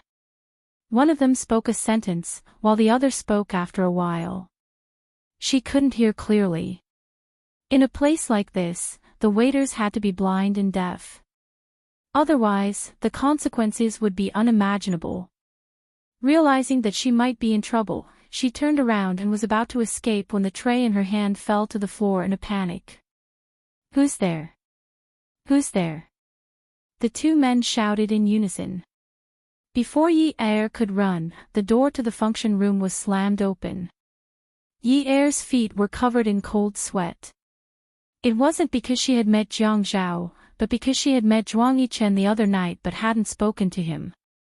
Jiang Zhao was used to being serious and cold, but Zhuang Yichen always gave people the feeling that he was ready to take action. The way he looked at Yi Er made her think of two words: kill to silence. I didn't hear anything. I didn't hear anything. Yi Er shuddered. From the way the two men looked at her, she could tell that they were talking about something important. They must have thought that she was eavesdropping on them. Yi Er saw Zhuang Yichen take a big step forward. His big palm looked like it had been through hell and was reaching for her. At that moment, Jiang Zhao moved even faster than Zhuang Yichen. Pia! A loud slap landed on Yi Er's cheek. She felt a burning pain. She was thrown to the ground by the man's strength. Yi Er's face was red with pain. This slap almost made her dizzy. Stars appeared and spun in front of her eyes. Her ears were ringing. Yi Er felt that she was going deaf. In the past year, although she had gone around begging for help and had even knelt down, she had never been hit by anyone. Since she was young, she had never been hit by anyone. And the man who hit her, she had even given her first time to him. "I told you, I didn't listen at all." Before she could finish her sentence, she saw the man who had just hit her fall on her like a mountain. When he squatted down, his eyes were filled with hostility.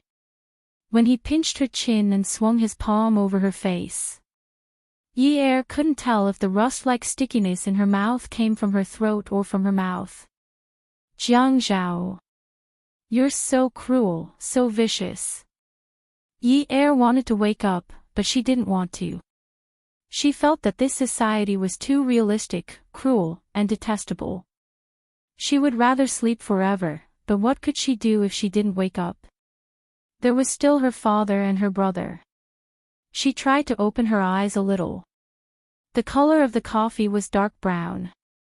Her eyes gradually opened. The light fixture above her head was a large square frame. All the lines were thin, dark brown wood. The bedding felt very high-end in the palm of his hand, and the color was dark. Yi Er felt that something was wrong. She didn't have this kind of taste. The lights in her house were pink, the bed sheets were cartoon, the colors in her house were colorful, and there were countless dolls and dolls. It was dazzling, youthful, and childish. The walls in her house were not so clean, not so bright, and the paint was not so good. "You're awake." She was scared out of her wits by this familiar voice. She had never seen Jiang Zhao wearing a t-shirt and casual sports pants before, and she didn't want to see it. Was she in his territory? With a "hua-la" sound, she lifted the quilt and wanted to jump off the bed, but with another "hua-la" sound, she hurriedly covered herself up, tightly covering her underwear body. "You despicable bastard. You actually took off my clothes." Jiang Zhao held a glass of milk in his hand. "Yes, because you're too dirty. I was afraid you'd dirty my bed." But don't worry, with your childish figure, I wouldn't be interested even if you took them all off, not to mention that you still have 3 parts to cover. Who's childish? Drink it. You haven't woken up for 2 days. Jiang Zhao handed the milk in his hand to Yi Er. She actually slept for 2 days. Thanks to you. Yi Er gritted her teeth angrily. She tilted her head and saw that her clothes were neatly folded on the bedside table. Everything in his house was neatly arranged. Weird. She stretched out her snow-white arms, pulled her clothes over, and got under the quilt to put them on. After Yi Er was dressed, her little face was red and her hair was messy. She crawled out of the quilt and looked at the man who was still standing in front of the bed, looking at her coldly.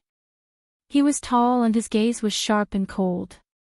Why did the heavens make this man so good-looking? Why didn't they let him grow up to be ugly? What a waste of a heavenly gift. Yi Er looked at Jiang Zhao and sneered. Her eyes were full of sarcasm. You're really kind. Should I thank you for not killing me with a few slaps? She touched her face. The moment she touched it, it was like that night when he gave her a hard slap. One slap wasn't enough. He squatted down and gave her a few more slaps. Until she fainted. Jiang Zhao bent down to put the milk on the bedside table. Seeing that Yi Er didn't drink it, he took a sip and pulled out a tissue to wipe his mouth. You should thank me. You. Yi Er wanted to get up, take the clock from the wall, and smash it on his head. Revenge. Jiang Zhao turned sideways and narrowed his eyes at Yi Er. There was a faint smile on his face. If it weren't for me, perhaps Yun Yi would have disappeared from the face of the earth. Do you think that Zhuang Yichen would have been gentler than me when he hit you? If it weren't for me, do you think you would have the energy to be angry with me? Yi Er was stunned. After being pointed out, she immediately understood. At that time, Zhuang Yichen's gaze clearly wanted to kill her. But wasn't Jiang Zhao afraid that she would overhear something? Why did you help me? Yi Er's voice was very weak, as soft as a mosquito. When she didn't hear a reply, Yi Er lifted her head and looked at Jiang Zhao. He was handsome and charming. When he wasn't smiling, his features were well defined. When his gaze darkened, it would make people feel fearful. At this moment, his gaze was gentle and didn't seem to be oppressive.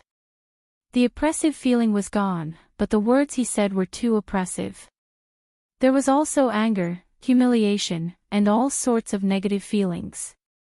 Yi Er looked at Jiang Zhao with his long arms crossed. He stood in front of her calmly and looked at her with a slight smile. Yeah. Actually, I helped you by mistake. Yi Er was unsatisfied, but she still didn't believe him. She frowned slightly and said, I don't believe you. Didn't you hit me because you were afraid that Zhuang Yichen would kill me and make me disappear from the face of the earth? Jiang Zhao pursed his lips and shrugged, denying it. Well, I'm a high-ranking government official. I can't just stand by and watch Zhuang Yichen commit a crime. My position doesn't allow me to do so. Actually, I mainly wanted to help him. Who knew that I would end up helping you? I'm not related to you in any way, so why should I help you? Do you really think that I love the people like my children? As he said that, Jiang Zhao actually laughed again. Looking at Yi Er's pale expression, his smile became even more obvious. You threatened me before, and I already hated you. In the end, I met you again under such circumstances. Seeing that someone was about to hit you, I thought that I couldn't let go of such an opportunity. Since you're going to be hit anyway, why don't you let me have some fun? It's not very gentlemanly to hit a woman normally, so I can choose a good person to do it for you. Since I can save your life and vent my anger, why shouldn't I hit you? Jiang Zhao. Yi Er roared and jumped up from the bed. She picked up a pillow and threw it at Jiang Zhao. She felt that if she had a shovel next to her, she would pick it up and dig up his family's ancestral grave. Following that, Yi Er jumped down from the bed and raised her hand to slap Jiang Zhao. To think that she was touched. To think that she still felt that she owed him her life. To think that she still thought that he had some humanity left in him. Thinking about all the things that happened in the past, she was the one who started it. She was the one who started it all. She wanted to officially write it off with him. In the end, this guy was a bastard. He helped her because he had such thoughts. What he meant was that a slap would have been enough. In the end, he directly knocked her out. Jiang Zhao didn't know that Yi Er was so shrewish. He thought that she was amazing because she had a sharp tongue. If he provoked her, she might turn into a wild cat baring her fangs and brandishing her claws. If she were a wild cat, it wouldn't matter. The taste was just right. But it just had to be a little leopard.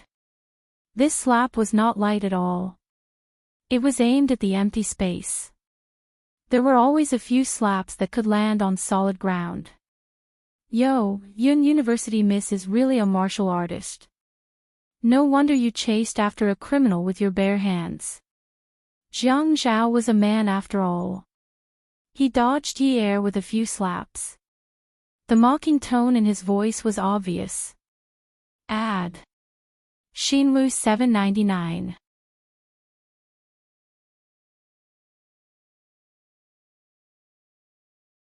Chapter 464. Bastard. How could Yi Er accept this? Jiang Zhao was taking advantage of every opportunity to insult and humiliate her. She couldn't just let it go like this. Hence, she rushed over and jumped up. Her arms wrapped tightly around his neck and her legs wrapped tightly around his waist. Now her arms and legs were tied tightly. She couldn't let go of him. How could she let go of such an animal? She wasn't doing this out of selfishness. She was doing this for the sake of the people. Look at how he always looked like he was worried about the country and the people, but in reality, he was a living example of a villain. With this thought, she lowered her head and opened her mouth to bite Jiang Zhao's neck. She felt like she was going to break his neck with this bite. She was going to bite him until he died. She was going to bite him until he had dementia. She was going to bite him until he died without an intact corpse. When Jiang Zhao saw this, he was really angry. But luckily, his reflexes were extremely fast. He grabbed the chin of the person who was about to bite his neck. With a pull, he brought her back to face him. He narrowed his eyes and smirked. Bite? Are you a dog? I'll bite a dog. Oh, if you want to bite a dog, I'll go downstairs and catch one for you to bite. I'll bite a dog like you to death. You want to bite me? Jiang Zhao's other hand was already holding Yi Er's butt. If you want to bite me, bite here. As he spoke, he pulled Yi Er's chin towards his mouth. Fine, I'll bite. Yi Er didn't care if it was his mouth or his neck. She just wanted to bite him whenever she had the chance. She wanted to bite him until he turned into mush. In the end, she opened her mouth wide. Before she could get close, Jiang Zhao changed the direction of his hand. He was originally holding Yi Er's chin, but he suddenly loosened his grip and pinched her cheek. With this pinch, Yi Er couldn't close her mouth. She could only stare with her eyes wide open and moan, oh, oh, oh. She couldn't even speak normally. When Yi Er jumped onto Jiang Zhao's body, his expression had already changed. The two of them had had intimate contact before. Even though it had been half a year and he had been drugged at the time, that night had left a deep impression on him. Whenever he saw Yi Er, he would always think of how wild he had been that night and how satisfied he had been afterwards. However, he was a man with strong self-control. He had never thought of looking for her, nor did he think that they would meet again. When they met later, he also felt a little guilty. After all, she was still young. The men of the Jiang family had been very strict since they were young. Grandpa always said that only through suffering could one rise above others. People who couldn't control themselves couldn't achieve great things. Money, beauty, and the temptation of power. One would always lose big for small gains. A woman like Yunyi was like a thorn. She might be beautiful and dazzling, but he couldn't touch her. The reason why he couldn't touch her couldn't be more obvious. After Grandpa found out that he had spent a night with her at the Qin Palace, he even reminded him from the side, "You can't touch the Yun family's matters. You can't break the balance of this magnetic field." How could he not know that this woman couldn't be touched? However, she was wrapped around his body and even wanted to bite him with that seductive little mouth of hers. Yun Yi. Jiang Zhao gritted his teeth. "I advise you not to move anymore." Yi Er was still angry. She loosened her hand around his neck and freed herself to pry Jiang Zhao's large palm away. As Yi Er moved, Jiang Zhao already felt his heart beating faster. After all, this position was too much. He suddenly remembered that when he brought her back that day, he took off her clothes and used a towel to wipe the dirty parts of her body before throwing her on his bed. The 19-year-old girl also had a good figure. Although it wasn't exaggerated, it was rare for her to have a well-proportioned body. The fragmented images in his mind were all of those charming and seductive scenes. "Okay, I'll let you bite me to your heart's content. Let's see who can bite who." After Jiang Zhao finished speaking, his eyes overflowed with a sinister light. He took a step forward and fell forward on the large bed, firmly pressing Yi Er under him. Yi Er used her hands and feet, punching and kicking like a fish in shallow water. She couldn't catch her breath and let the man's tongue wreak havoc in her mouth. When her fists hit his back, it was like hitting an iron plate. She wanted to bite off his tongue, but her cheeks were pinched painfully. She couldn't even bite her own tongue to commit suicide, let alone bite him. Yi Er's little mouth twitched, looking like she was about to cry. This expression made Jiang Zhao stop.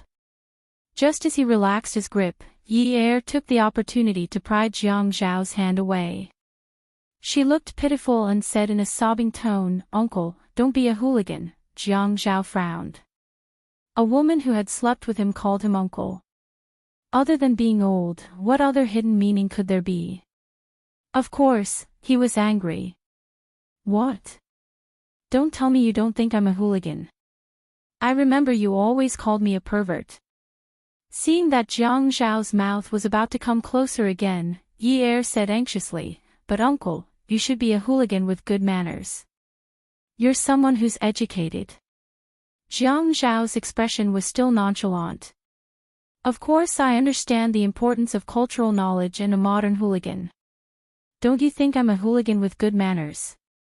Otherwise, why would you sleep on my bed naked for 2 days?" Yi Er thought about the meaning of his words and asked tentatively, "Uncle, you mean to say that you let me sleep on your bed for 2 days so that I'll taste better when I wake up 2 days later?" He snorted. Intuitively speaking, yes. After all, a dead fish isn't interesting, and the mark on your face hasn't disappeared. It's an eyesore. Yi Er was so angry that she was about to tremble. It seemed that the reason why the older generation of revolutionaries were so determined and tenacious was completely because of the continuous increase of the enemy suppression index. She let out a long breath. "This is the quality of an uncle." Jiang Zhao raised his handsome eyebrows slightly and said proudly, "This is actually a kind of cultivation." Cultivation? He said he was cultivated? Cultivation my ass. Why couldn't she win against him? Yi Er was still pinned down and couldn't get up. She could only pinch Jiang Zhao's clothes and then clasp her hands together to beg for forgiveness. "Uncle, please don't play with me, okay? I can't continue with this psychological warfare. I've lost to you. I beg you, let me go. I'll follow your lead in the future and won't dare to have any disrespect. Jiang Zhao's expression was unreadable. He shook his head. Your words can't be trusted. Yi Er was anxious. Why can't my words be trusted? Jiang Zhao sneered.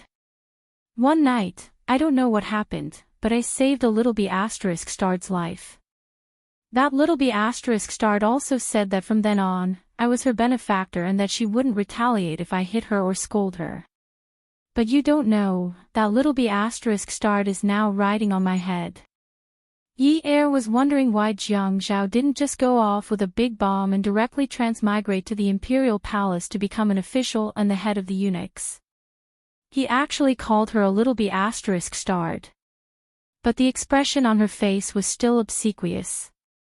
Isn't that because she's young and immature? Jiang Zhao said innocently, but she's already an adult. Yi Er said again, Uncle, you see, your teeth are good. I'm too tender and can't chew on it. A mature woman is good. A mature woman has a good figure, good taste, and chewy. In Uncle's mouth, she'll definitely be delicious. Jiang Zhao looked into Yi Er's eyes. The stars in her eyes were shining brightly. On the surface, there was a layer of pitiful fawning, but underneath, there was a pool of little tricks. This woman was just a little fox. Being pressed down on the bed by him, her long hair was a mess, and her face looked even smaller. Her white and clean face was red from the struggle and nervousness. If he were to pinch it, he was afraid that water would come out of it. Jiang Zhao reached out and pinched Yi Er's face. He patted it and said, in a situation where you're not mature yet, you can also make do with the tender ones. Sometimes when you're old, your teeth aren't good. Tender things are easy to chew, easy to swallow, and easy to digest. You just want to sleep with me, don't you? Yi Er suddenly changed into a fierce shrew and asked through gritted teeth. Yi Er's heart was filled with anger. She always felt that no matter what she did in front of him, her imposing manner was always lacking. She apologized and admitted her mistake, but he didn't appreciate it. He even had the nerve to say that he was a well-mannered hooligan. Her words were filled with disdain. It's not like I haven't slept with you before. Who's afraid of who? I'm just afraid that your body is weak and won't be able to withstand the torment of a young man. Yi Er flipped over and straddled Jiang Zhao. Jiang Zhao took the opportunity to put his hand under Yi Er's clothes. Under his hand was silky smooth skin. TSK, you're indeed tender. Yi Er panicked and realized that she couldn't afford to be taken advantage of. She couldn't afford to play the game of not owing anyone anything after sleeping with him. The previous time they slept together, it was because he had saved her twice. An idea flashed through her mind. She continued to straddle Jiang Zhao, but after turning her upper body, she bent her elbow and was about to hit Jiang Zhao's manhood with all her strength. Who told you to use your brother to scare people? Jiang Zhao had already seen through the flickering in her eyes. She was indeed a little hoof. He bent his long legs and exerted force with his waist. Yi Er lost her balance and her head hit Jiang Zhao's knee. In her mind, she sang the song Liang Jingru's Ningxia, the sky was dotted with stars. A woman's heart is truly the most poisonous. I already said that your words can't be trusted. Today, Uncle will use an experiment to prove which of us is weak and which of us can't withstand the torment. Jiang Zhao didn't seem to be angry. When he spoke, he even had a slight smile on his face. Originally, he looked very righteous in his suit, but now, there was a hint of wickedness. He reached out to take off Yi Er's clothes, who was already seeing stars. Ad Shinwu 799.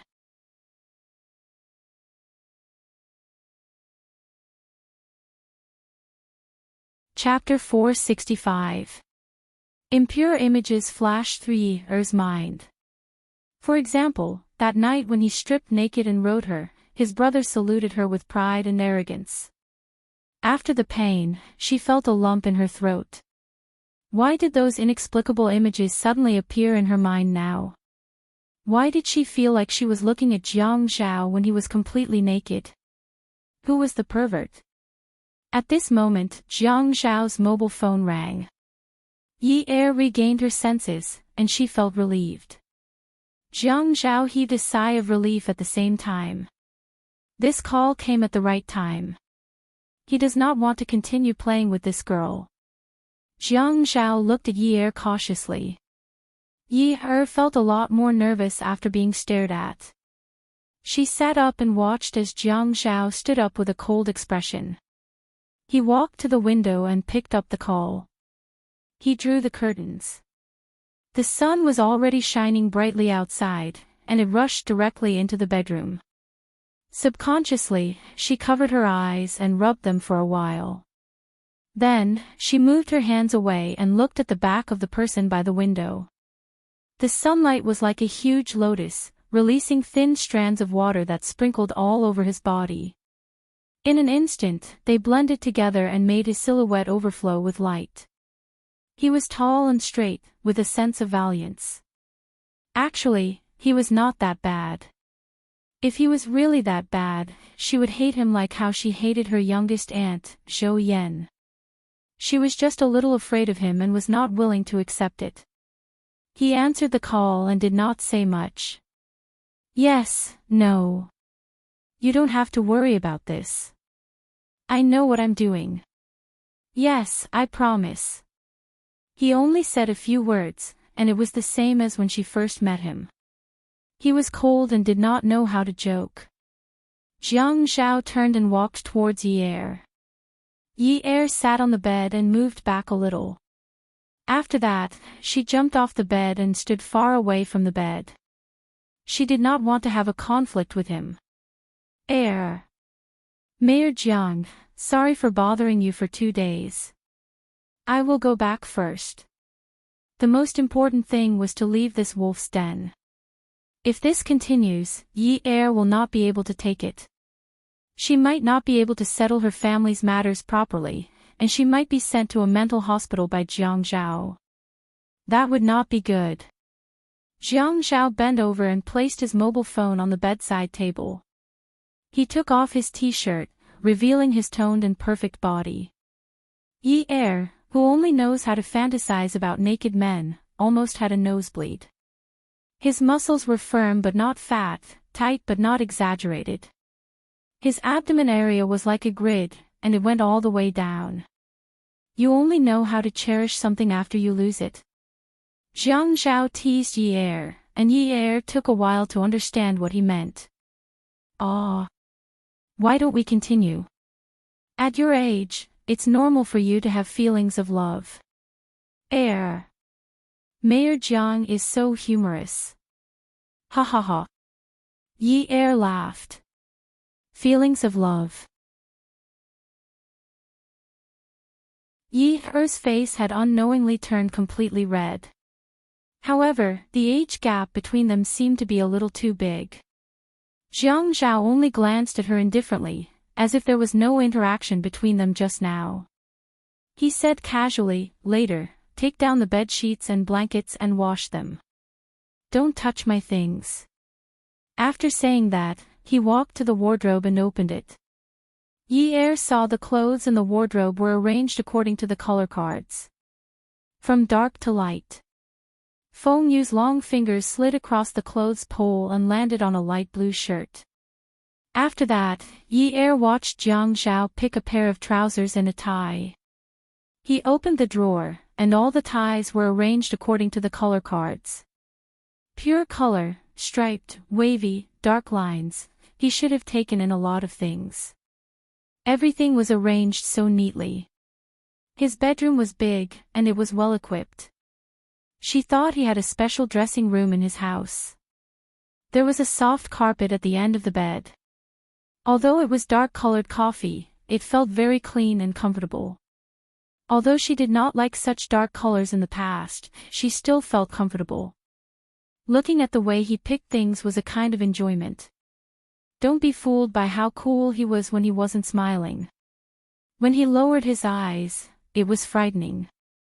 However, when his slender fingers shuttled through various fabrics, it was indescribably elegant. Come over and help me tie my bow. Ah. Did he treat her as a maid?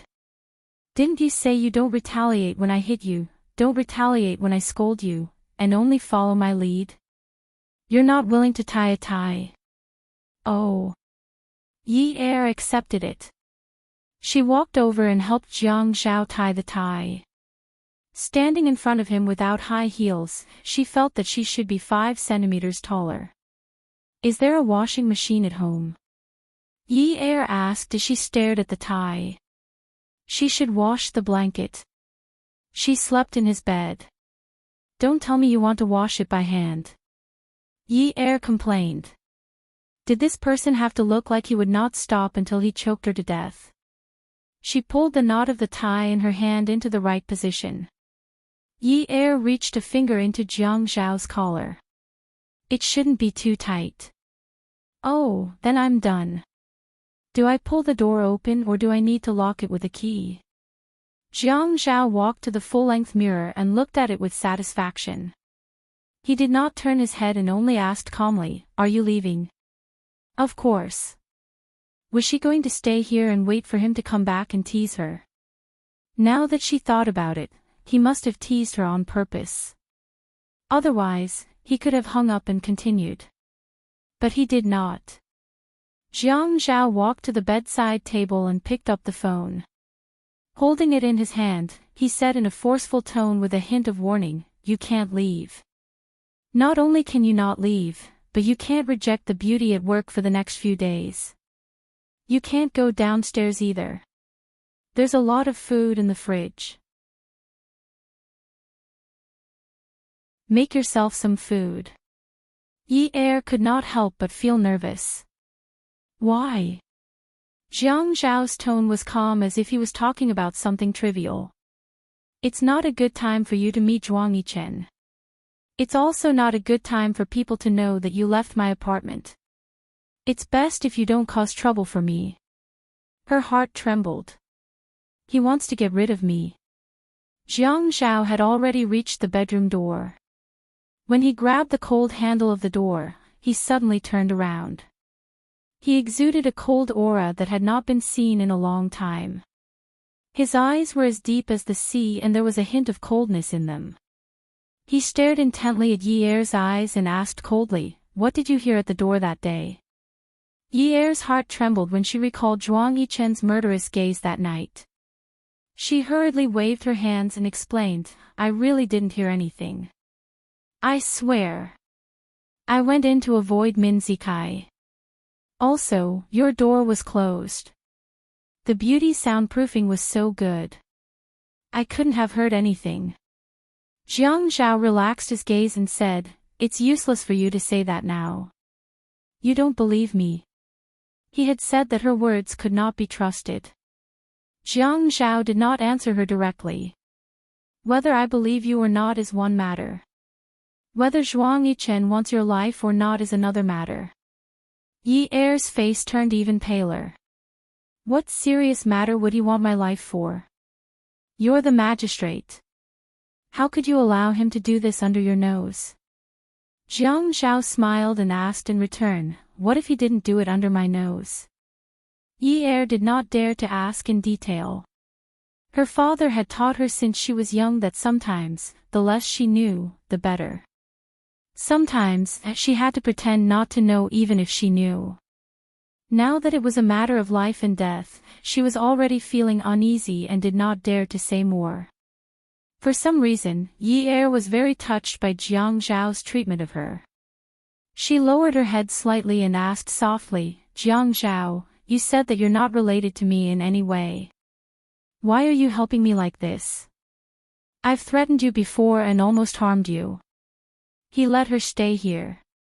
Wasn't he afraid that she would harm him? Did this mean something else? However, Jiang Zhao said, "There are some simple things that you don't have to think about so much." Yi Er looked at him but could not see anything. Why did a man's eyes have to be so deep? They were like the bottomless sea and also like a forest where one could not see the path ahead.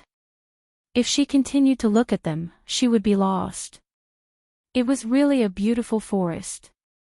After Jiang Zhao left, Yi Er started to remove the blanket that she had slept in. In the past year or so after the Yun family collapsed, she had naturally done all the housework. However, the house was too clean. The master bedroom, guest room, living room, dining room, kitchen, there was no place for her to do anything. After washing the blanket and drying it, she could not find anything else to do.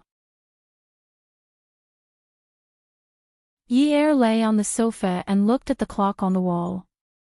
In the quiet living room, only the ticking sound of the clock's hands could be heard. Her mind was filled with images of Jiang Zhao teasing her and those seductive abs. One look and she could tell that he was so powerful. She was shocked to find that she was thinking about spring. She had a feeling that Jiang Zhao was helping her because he liked her, even though he was much older than her. Oh my God! This was terrible. In the past, she had never thought that she would interact with a man who was so much older than her. Luckily, he was handsome, tall, and had a great figure. Actually, he was not sharp-tongued. He was just humorous. Yi Er shook her head forcefully and covered her burning face. No, she could not think about it anymore. If she continued to think about it, she would die of embarrassment. Yi Er curled up on the sofa and bit her fingers. She frowned and hated herself. Yun Yi, can't you be more mature? Have you never seen a man before? You are so useless.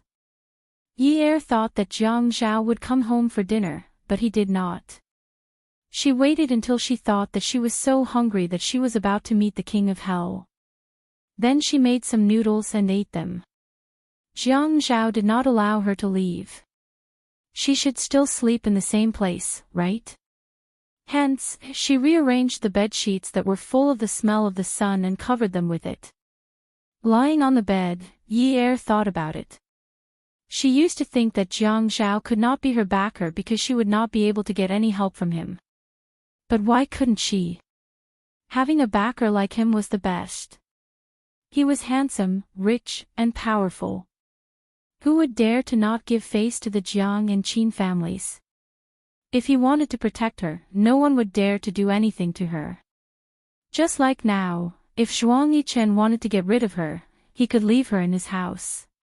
She was not sure about Zhuang Yichen's strength, but if he dared to kill someone in front of Jiang Zhao, he must be very capable.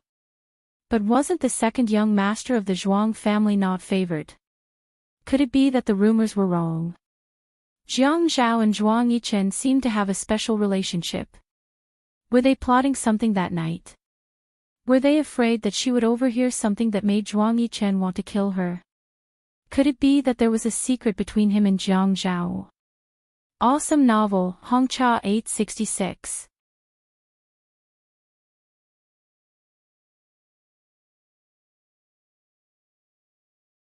Chapter 466. Could it be that Zhuang Yichen can kill someone so easily? He dares to let the deputy mayor know about this. No.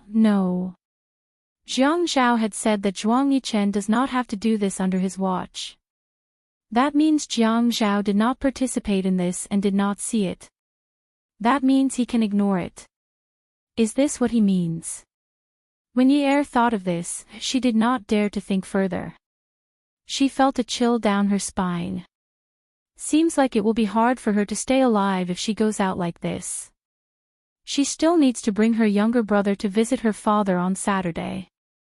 What should she do? Should she stay here for the rest of her life? No. She must go back as soon as possible. Barefooted, Yi Er walked to the window and gazed at the night sky that was as blue as ink. The stars twinkled one after another.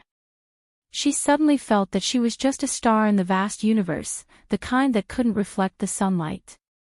It was too lonely. When she thought about the danger she is in, she felt terrified. She looked at the time on her phone. It's already 1 a.m. She called Jiang Zhao, but no one answered. She called again. Just when Yi thought something had happened to Jiang Zhao, the phone was picked up. It was a man's lazy voice, as if he was sleep-talking. Hello. Are you sleeping? There was a small flame that was ready to ignite. She was still worried about him. Nonsense. Aren't you sleeping at home? The man on the other end of the line replied impatiently. Of course, I am sleeping at home. Beep, beep, beep, beep, beep, beep, beep, beep, damn. Yi threw her phone on the bed. She was touched for nothing. This guy is a crafty rabbit with 3 burrows. No wonder the house is so clean. He is not here to stay. Yi suddenly realized that she is very irritable and irritated. She shook her head, kicked the bed, and hit the pillow. She still can't vent her anger. Ah! Ah! She screamed twice. Who is your backer? Damn your head. He is not interested in her at all. The more Yi thought about it, the angrier she got. She was so angry that she huffed and puffed. She picked up the phone and dialed the number again. After a while, the call was picked up. Before there was a sound, she screamed angrily, I don't want you to care. Whether he's dead or alive is none of your business. I'm leaving. Yi hung up the phone and turned it off. She didn't know what was wrong with her, but she was furious.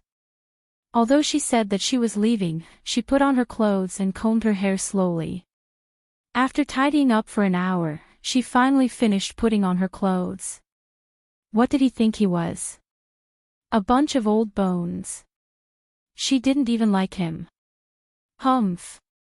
Yi slammed the door and even kicked the iron door angrily. I-oh. She called out.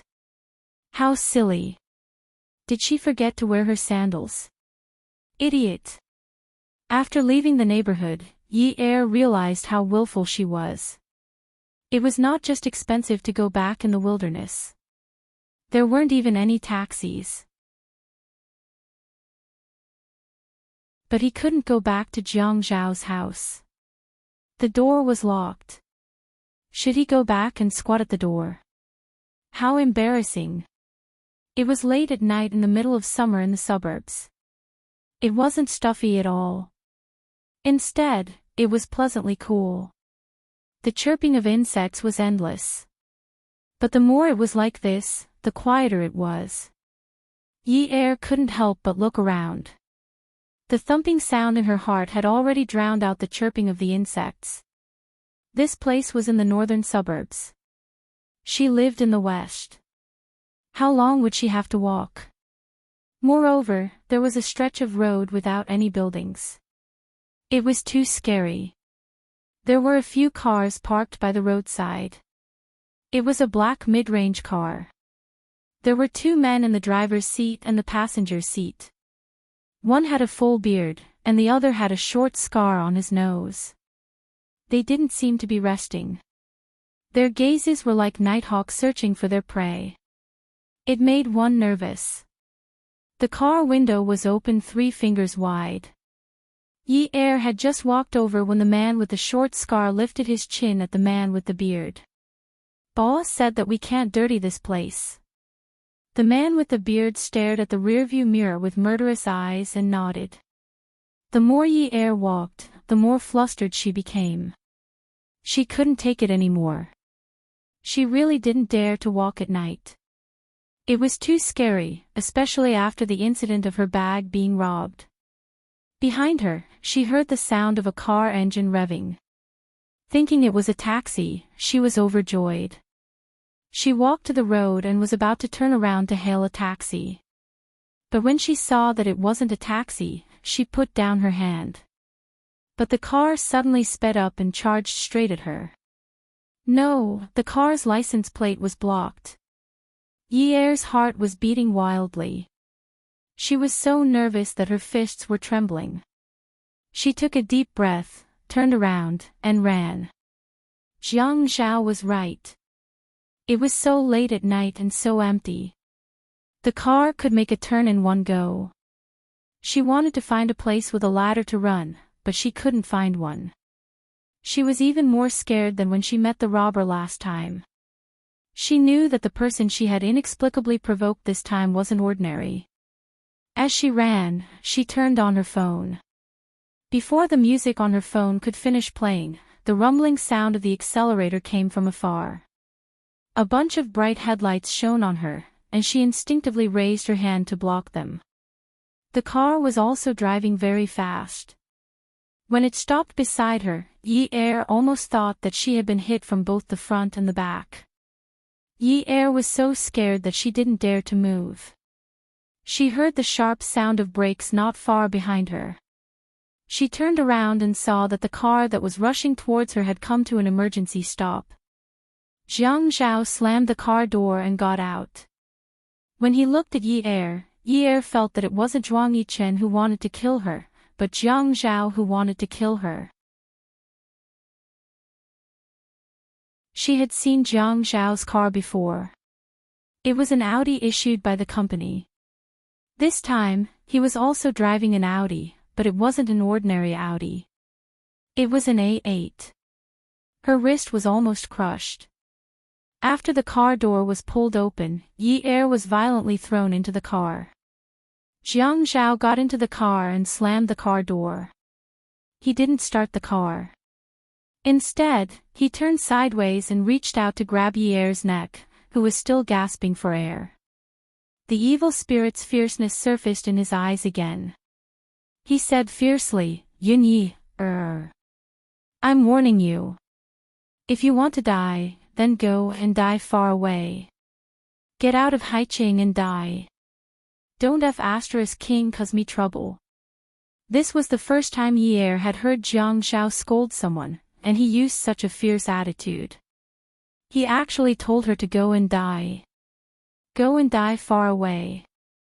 She suddenly felt very wronged. She had already forgotten that her breathing was abnormal. She grabbed Jiang Zhao's hand, and with reddened eyes, she used a very loud voice to hide her sadness. "So what if I die? Wait for me to buy insurance for my brother, then I'll go and die somewhere else. I won't cause you any trouble. You people can control people however you want. I'm also living a life worse than death after being tortured by you people." Jiang Zhao gritted his teeth and cursed under his breath.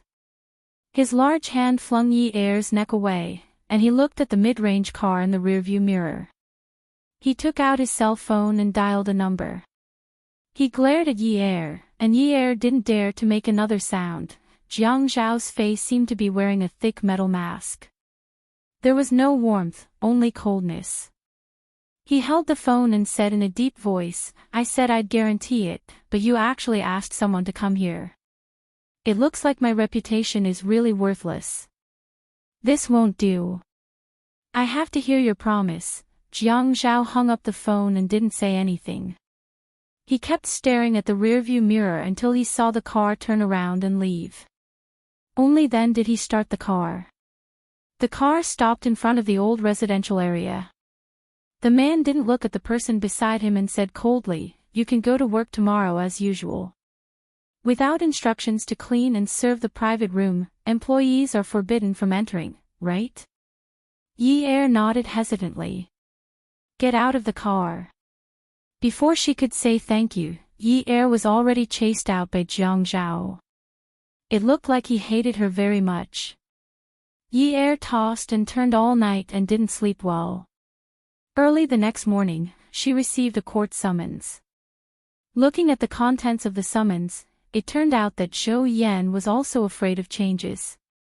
Otherwise, why would she act so quickly? Yi Er put on her clothes and went straight to Elfin Photography. She had to talk to someone. Elfin Photography, on the 2 floors, was not small. A set of photos ranged from a few hundred to a few thousand yuan. The profit margin was also very high. She asked her assistant and photographer along the way and finally found Jingling in her office. Jingling still liked to dress loosely. She was tall and looked like a girl who grew up in Jiangnan. She was very beautiful and always had a kind of enthusiasm. Countless models who were photographed by her were willing to smile at her camera. "What's wrong?" Jingling asked carefully when she saw Yi Er's serious expression. Yi Er sat on Jingling's desk with her shoulders slumped. Frowning, she explained clearly about the court summons. Jingling also lifted her butt and sat next to Yi Er. She slammed the table and said, "Is there no law?" Yi Er said, "Those with power and influence are the law." Min Zikai originally said that he would help me set up a company. This way, I would have a stable income and it would be easy to get custody. But his mother came looking for me. I don't dare to use the money from selling the house to start a business. What if I lose money? Jingling thought for a moment and said with a relaxed expression, "Yi Er, I'll give you shares. You will have a business. This way, you can win the lawsuit." Yi Er was suddenly delighted. "Really? Then after this lawsuit is over, I'll transfer the shares back to you." Jingling shook her head and waved her hand. "No, no, no." She reached out and held Yi Er's shoulder. She said sincerely, "Yi Er, you lent me the money to open the studio.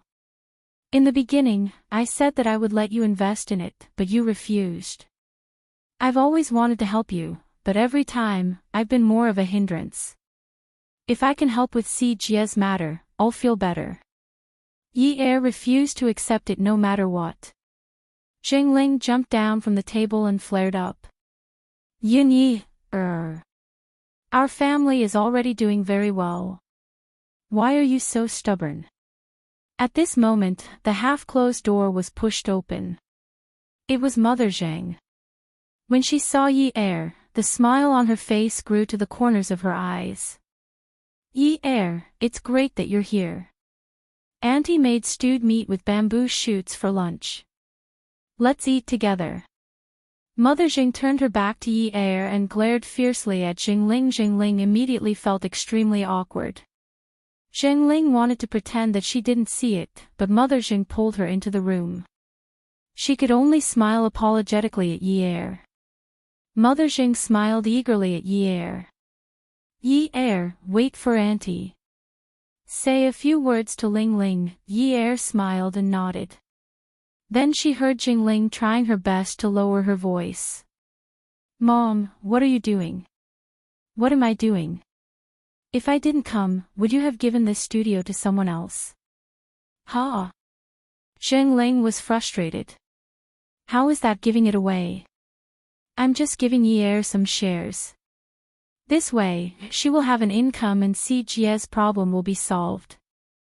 Welfare, Xinwu 799.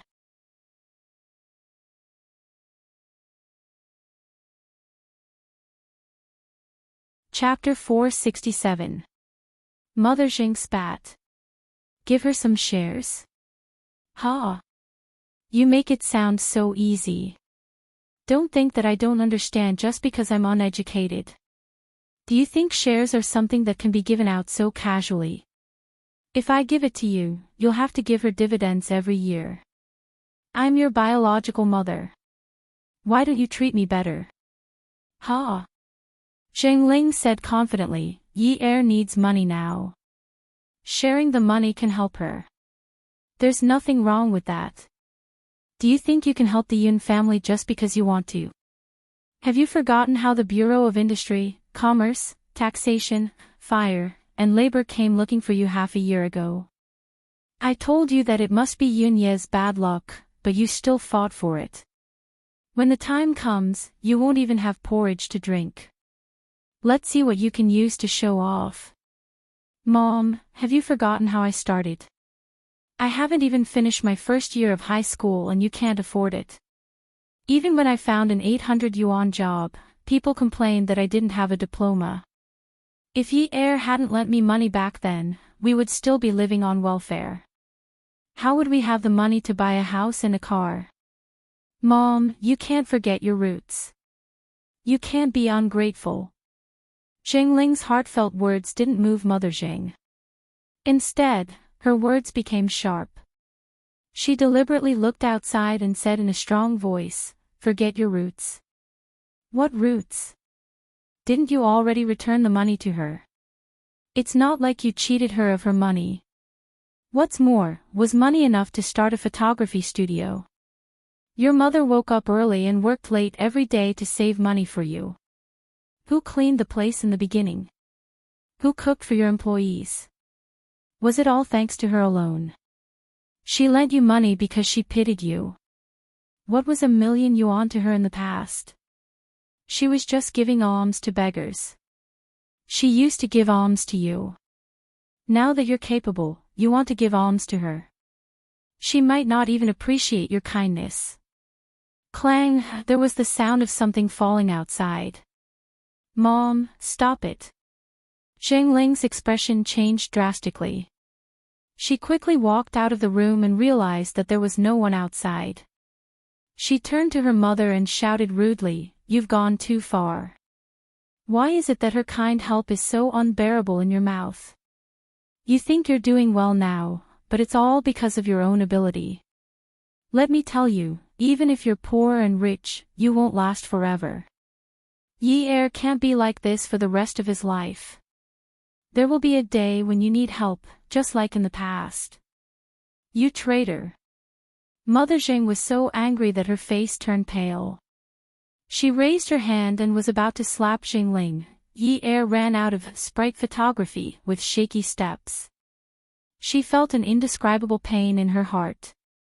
It was as if she was surrounded by people on a scorching summer day. She couldn't even take a breath. The air that entered her body was filled with the stench of sweat from those people. She wanted to cover her 7 orifices and isolate herself from the world. Was she the legendary Gui Jianqiu? Every time Mother Zhang saw her, she would smile like a blooming flower. She originally thought that there was still someone who treated her differently. However, Mother Zhang said that she was trying to send a beggar away. Even now, she had become a beggar. What was wrong with human nature? Why couldn't she understand it even though she was so realistic? Selfishness was the root, and protecting one's own interests was an instinct. Sad but not crying. Above her head were dense sycamore leaves. The boy's voice was like a mountain spring in summer, dripping into her ears. Her nose was filled with the faint smell of licorice mixed with oil paint. She actually walked here, the art street that was shaded by sycamore trees.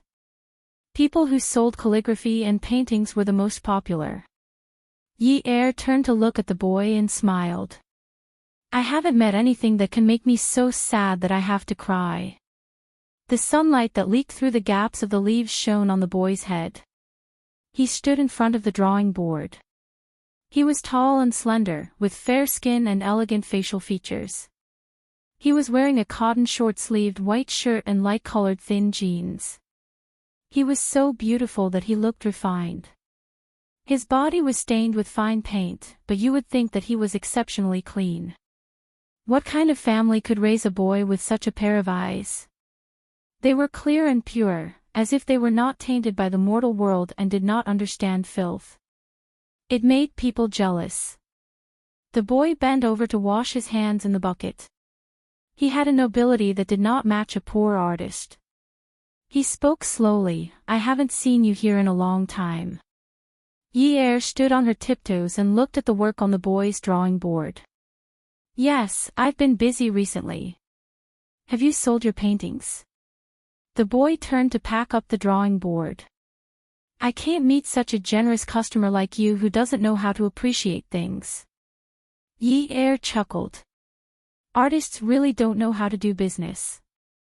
Do you feel bad praising your customer for having good taste?" The boy hung the drawing board on his bicycle. "But you really don't know how to appreciate things. You can't understand my paintings at all." Yi Er deliberately snorted. "But it's fine as long as I have the money to buy them." If I don't understand, I can pretend to understand. I can make others think that I understand. That's fine. It's really a headache for an artist like me to meet a customer who stinks of money like you. Yi saw that the boy was packing up the stall. She helped him pour the water out of the bucket and put it into a tool bag. She hung it on the bicycle. Don't worry about it. I don't have the spare money to give you a headache recently. It's fine that you didn't sell your paintings. I wanted to extort a cup of tea from you. Looks like it's over. The boy pedaled the bicycle and held the front of the bicycle. Let's go. I met a nouveau riche who doesn't know how to appreciate things like you yesterday. It's enough to drink tea for a month. Yi wrinkled her nose. Then you still have to pay the rent. When you have the money, I'll sell you another one. Then I'll have the money to pay. Yi liked to look into the boy's eyes. They were clear and cold. It was so nice. They were talking about such unscrupulous things, but he could talk about it with the grace of an immortal. Yi sat behind the boy's bicycle. The wind blew her long hair up, just like her current mood. She smiled and asked him, "Hey, have you ever been in a predicament where you have no way out?" The sun shone on the boy's body. His eyes were overflowing with a gentle halo, but his words were firm and confident. No, because there's always a way out. Even if there's no way out, you can still find a way out. No matter if it's you or someone else, where there's a foot, there's a way out. Yi's heart couldn't help but tremble. She quietly closed her eyes. The boy's words were soft but strong. Yi returned home from the art street after drinking the worry-relieving tea. She was in a much better mood. She put on powder, put on makeup, chose a small spaghetti strap, and matched it with a half-length dress. This way, she wouldn't look so wild. She let her long hair down and pinched a strand from her ears and temples. She pulled her hair back and tied it into a small bun. Her reflection in the mirror made her look ladylike. She didn't know if this dressing was appropriate. There was always a way out. How could there be no way out? What did it matter if it was her own foot or someone else's foot? As long as that path led to the top of the mountain, what did it matter if it was her own foot or someone else's? Yi had just changed her clothes when someone knocked on the door. The person who called was Jingling. Jingling's eyes were red and swollen, and there were finger marks on his face. Yi took a deep breath and pulled Jingling to sit on the simple sofa. She reached out to touch his face and frowned. What's wrong? Jingling was a little embarrassed and smiled stiffly. I ran too fast on the way to find you and got hit by a tree branch. Seriously, I don't have eyes when I walk. Yi's nose twitched. Did Mother Jing hit you? Jingling knew he couldn't hide it and was very angry. I can't be bothered with her. She's a crazy woman. Anyway, she hit me a lot and always said I was a waste of money. Fortunately, I've been able to earn money these few years, so she treated me better. As she spoke, she took out an agreement from her bag and handed it to Yi. This is the share transfer agreement. I downloaded the simplest one online. We're not a big company, so there's no need to be so complicated. Just sign it and we'll go to the Industry and Commerce Bureau to change it tomorrow. Yi pushed the agreement into Jingling's hands. Ling, there's no need. Jingling was afraid that Yi would take things too hard, so he hurriedly signed the agreement and handed it over. Yi, will you be angry with me because of what my mother said? I really don't have such thoughts. Yi pinched Jingling's face affectionately. How can I be angry with you? I'll cherish the friends who are still by my side for the rest of my life. Your mother is your mother, and you are you. It's just that I already have a good idea. Jingling was skeptical. What idea? Ling, I want to find a backer. Shao Jia is likable and Zhou Yan is determined to get custody of him. Your shares can only help me for a while. She will have other ways to mess with people.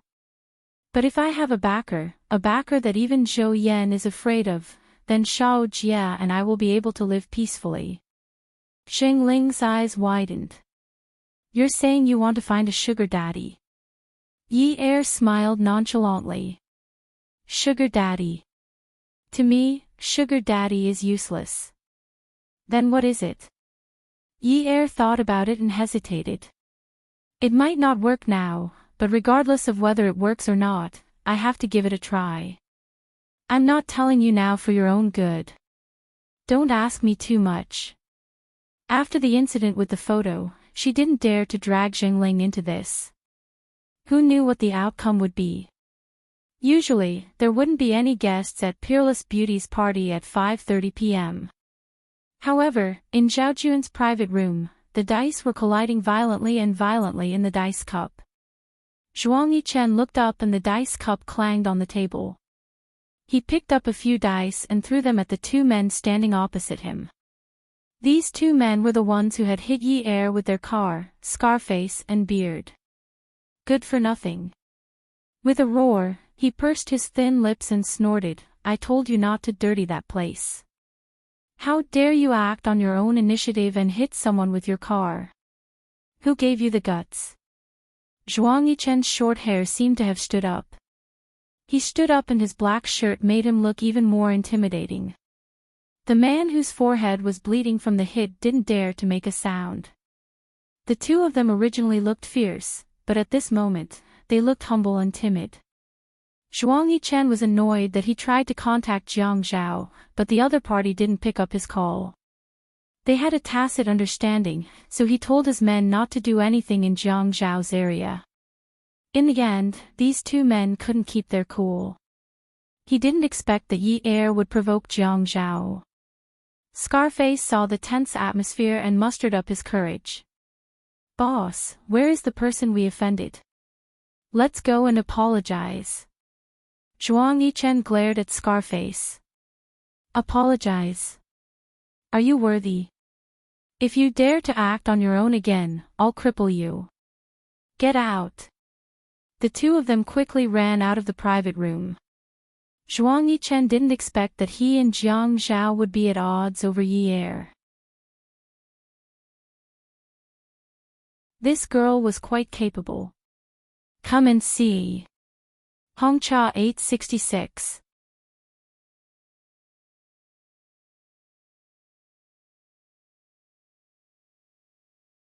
Chapter 468. As time passed, the night went from bright to dark.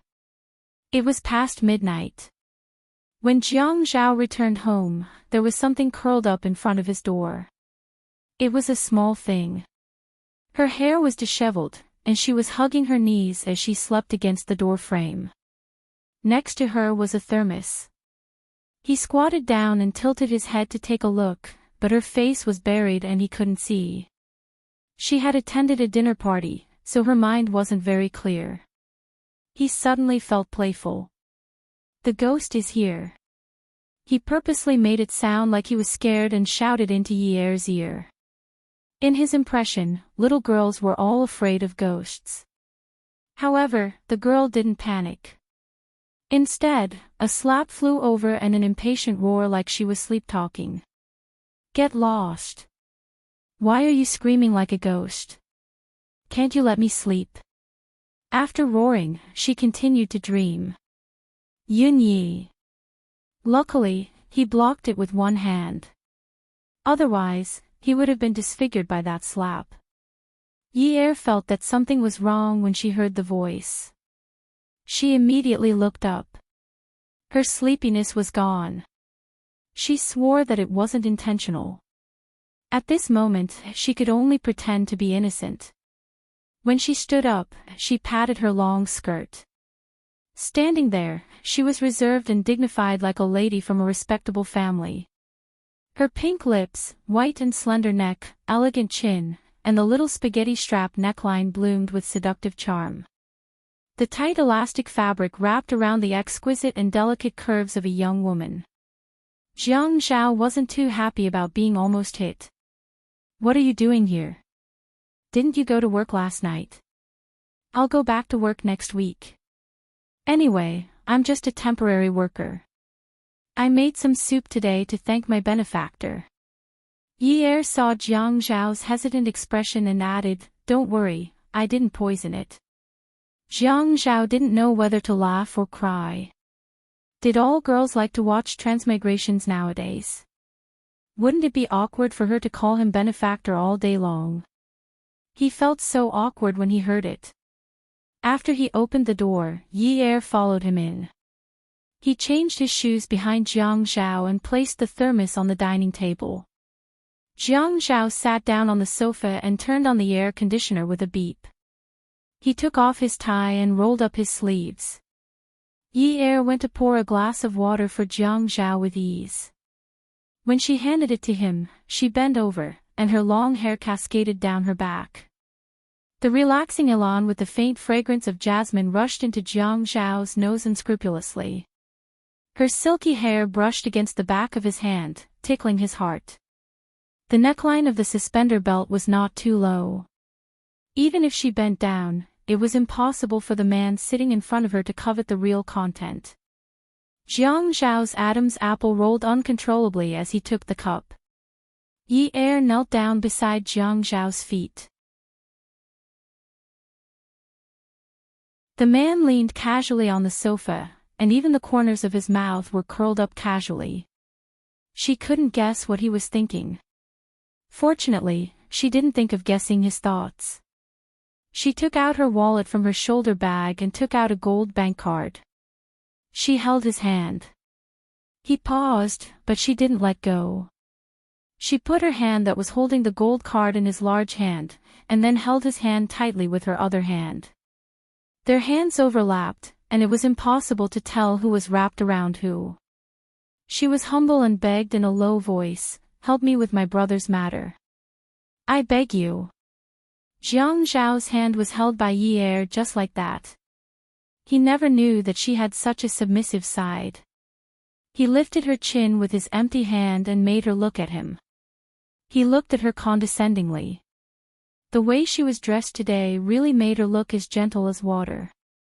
He stroked her chin with his thumb and said with a faint smile, "Are you trying to bribe me?" "No.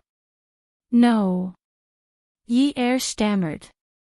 She raised her head and looked at the man's handsome face. Her watery eyes were still full of grievance. She said in a low voice, "Zhou Yan wants to fight with me for Xiao Jie's custody. The money in this card is from me selling the house. I've pawned everything. Without a father, I can't live without a brother." The man didn't answer whether he would help or not. Instead, he asked in a low voice, "No." He pulled the kneeling woman up with his strong arm and let her sit on his lap. His hand reached into her sling. This woman's pretense of being weak was really pitiful. In Jiang Zhao's eyes, Yi Er's meekness was all an act. He had known her for so long and was already used to it. How many people in this society didn't act? He dealt with many people every day, and he also acted a lot. If she wanted to act with him, he would act with her. God knew how much he liked to see her embarrassed every time she couldn't continue acting. It was really a big spice in life, and it was full of color, fragrance, and taste. He only wanted to tease her, but he found that the softness under his hand made him want to destroy her. Move. It was really a change. Perverted thoughts. What kind of scene would it be if he crushed such a beautiful thing in his hand? Yunyi, you can't blame me this time. You sent yourself to me. Fake and real, it's all an act. I'll act with you. You have to be able to act. You came dressed like this because you want sex. Bribe? His voice was getting slower and slower. Even if he was teasing her, it was starting to become hoarse. How are you going to settle yesterday's debt? Yi Er blinked her misty eyes. It seemed like there were some watery tears locked in her eyes. She looked pitifully at the man who had a green light in his eyes. She said timidly, "In the future, I won't dare to do it again." The woman lowered her head and buried it in the man's arms. However, the corners of her mouth slowly curled up. It seemed to be too fast, but it was Yi Er's premeditated kiss. The heat was happening step by step as she expected. Ylang and jasmine essential oil were urging. It was the effect of love. However, Jiang Zhao's self-control was amazing. He drank some wine today. Was she lucky? When the two of them fell back onto the soft cloud silk quilt on the bed that she had slept on before, they felt a different state of mind. Lust rolled and calculation surged. Yi Er knew that she could no longer turn back. She didn't need to turn back. That memorial arch was long gone. One was willing to give, the other was willing to accept. One was making use of, the other was well aware but still moved forward bravely. Neither of them cared about each other's thoughts. No one was more despicable, no one was more despicable. Between them, it was just a transaction that was neither losing nor owing. Even if they didn't say it out loud, they could still act according to the script. This was a kind of tacit understanding. Jiang Zhao was annoyed by Yi Er's naivety. "Yun Yi, is this the quality of a person who costs 300,000 yuan a night? You don't even know how to take the initiative." Yi Er was not annoyed. She hooked her arms around Feng Yu's neck and said coquettishly, "Mayor, you have sharp foresight. You said that I am priceless. It's because I have not found a buyer. That's why it's hard to do business." Jiang Zhao heard what she said and smiled. His impatience and irritation subsided a little. When their bare skin touched each other, it was the sharp collision of different textures. It was like gunpowder scraping against flint. In the next second, there would be a puff sound, and sparks would fly in all directions. Jiang Zhao's patience and gentleness had surprised Yi Er. The last time she bit her lips, he did not pity her at all. She could only feel his anger, cruelty, and ruthlessness. So, this time, his gentle kisses and caresses made her feel flattered. She never knew that this man could be so gentle and serious. Jiang Zhao woke up very early and did not open the curtains. Yi Er pulled the blanket over her chest and sat up. She looked at Jiang Zhao, who was wearing his tie in front of the mirror. She said softly, "Mayor Jiang, my brother's matter." At first, Jiang Zhao was still in a daze, but when he heard Yi Er's words, he glanced sideways at her and frowned slightly. He snorted unhappily and left without saying anything else. Yi Er pursed her lips. This man was really... He wasn't like this yesterday. What did she do to provoke him? He seemed to like her to be a little more humble. Since yesterday, she had always been meek and submissive. Which of her words wasn't gentle? Which gaze was not delicate? Who was the one who hugged her so hard last night and didn't know how to be satisfied? She still thought that he had a gentle side to him.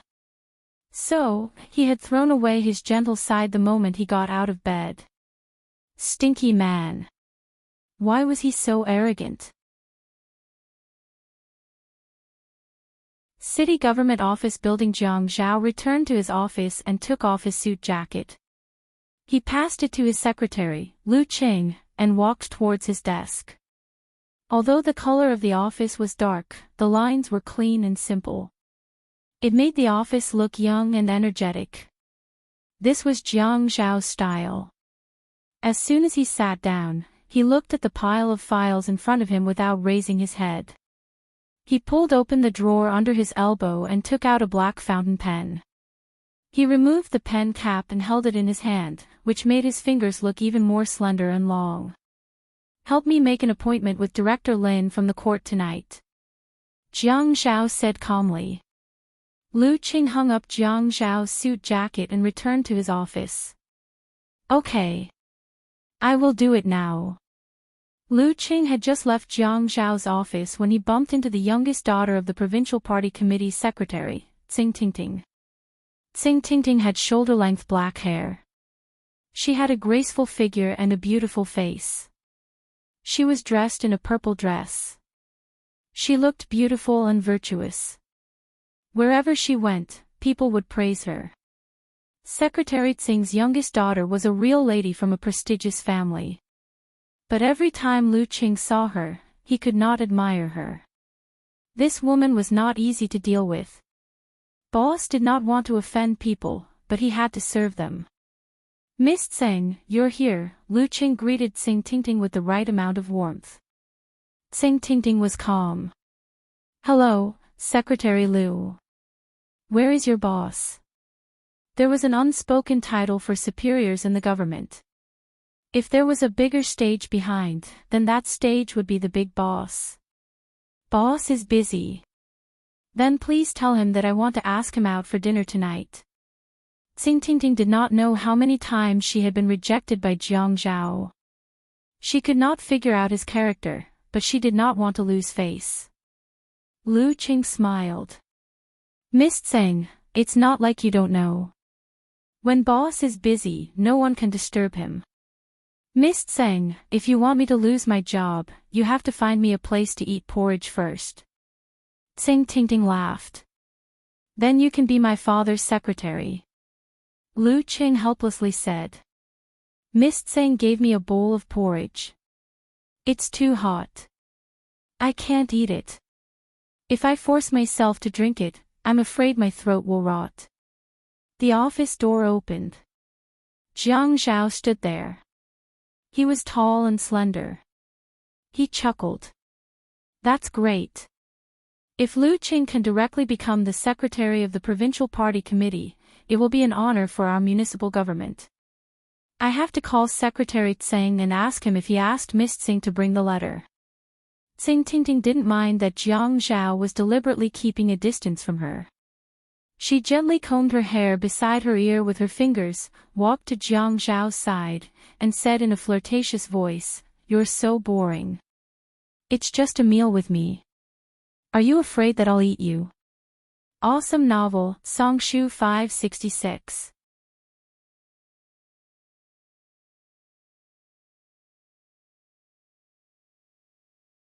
Chapter 469.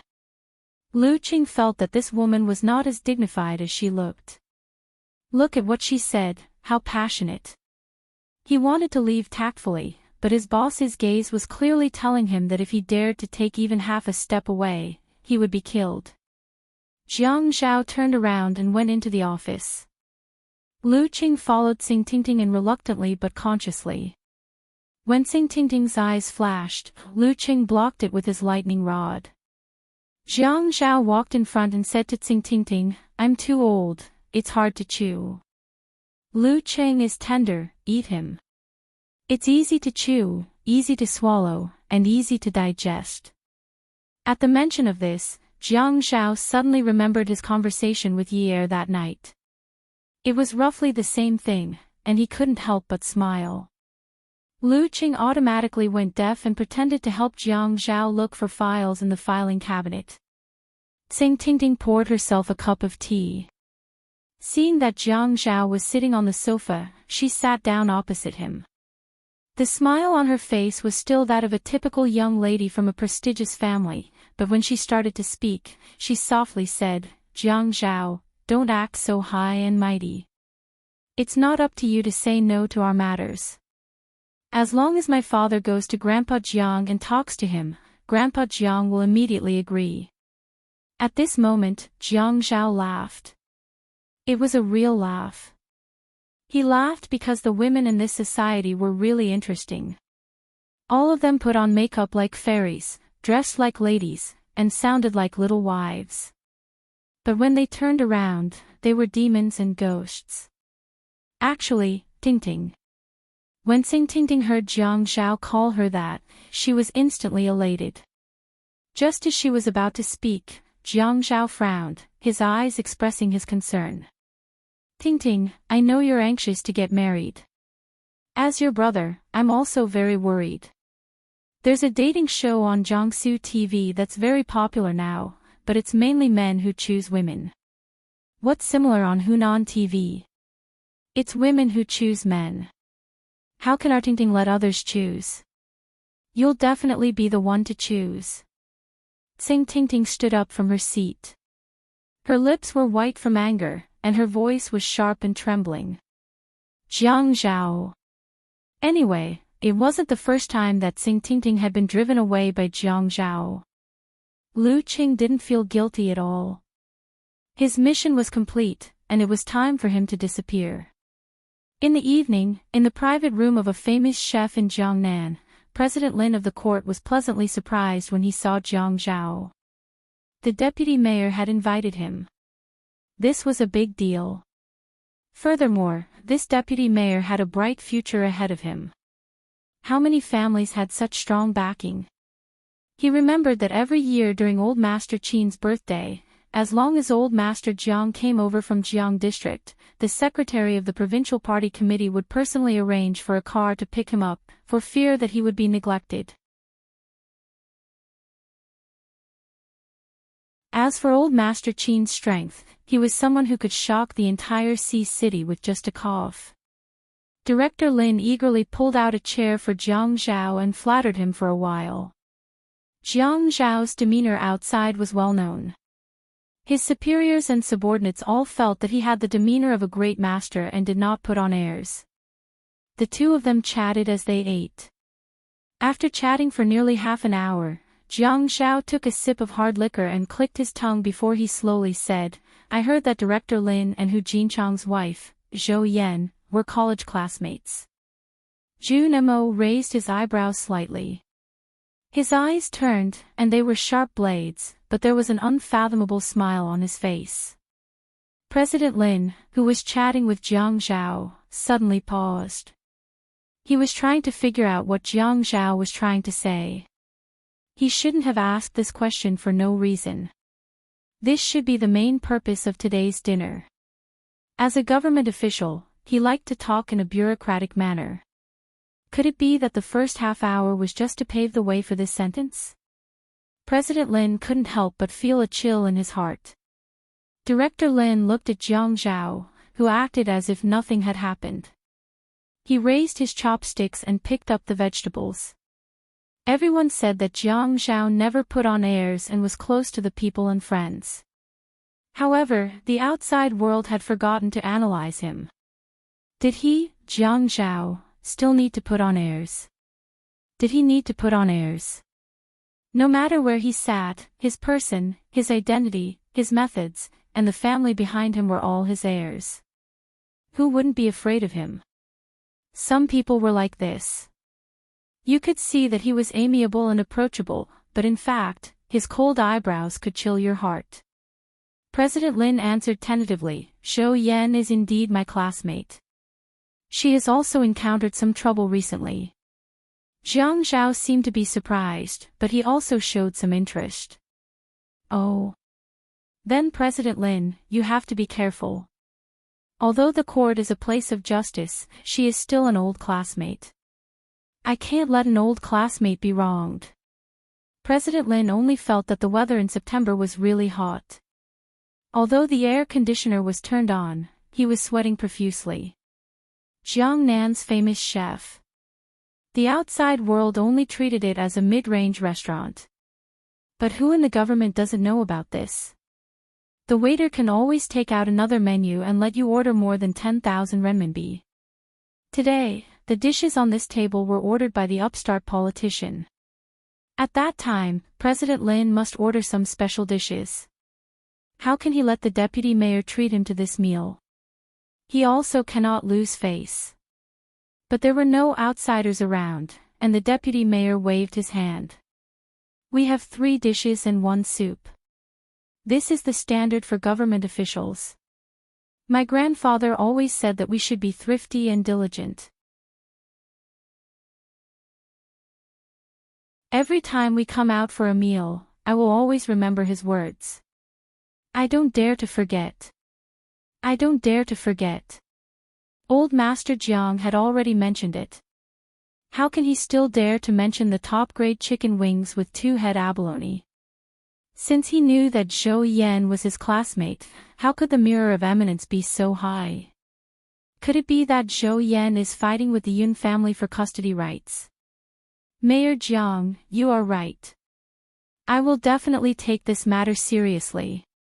But no matter if we are classmates or not, we still have to take this matter seriously. Director Lin replied carefully but not without any loopholes. It was a small private room, and the table was for 4 people. It was not spacious. Jiang Zhao held an ordinary Luzhou Laojiao crystal clear bottle. His knuckles looked slender and strong. He raised his hand and stretched the bottle towards the wine glass in front of Director Lin. Director Lin was so frightened that he quickly stood up and held the wine glass with both hands. Jiang Zhao also stood up to pour the wine.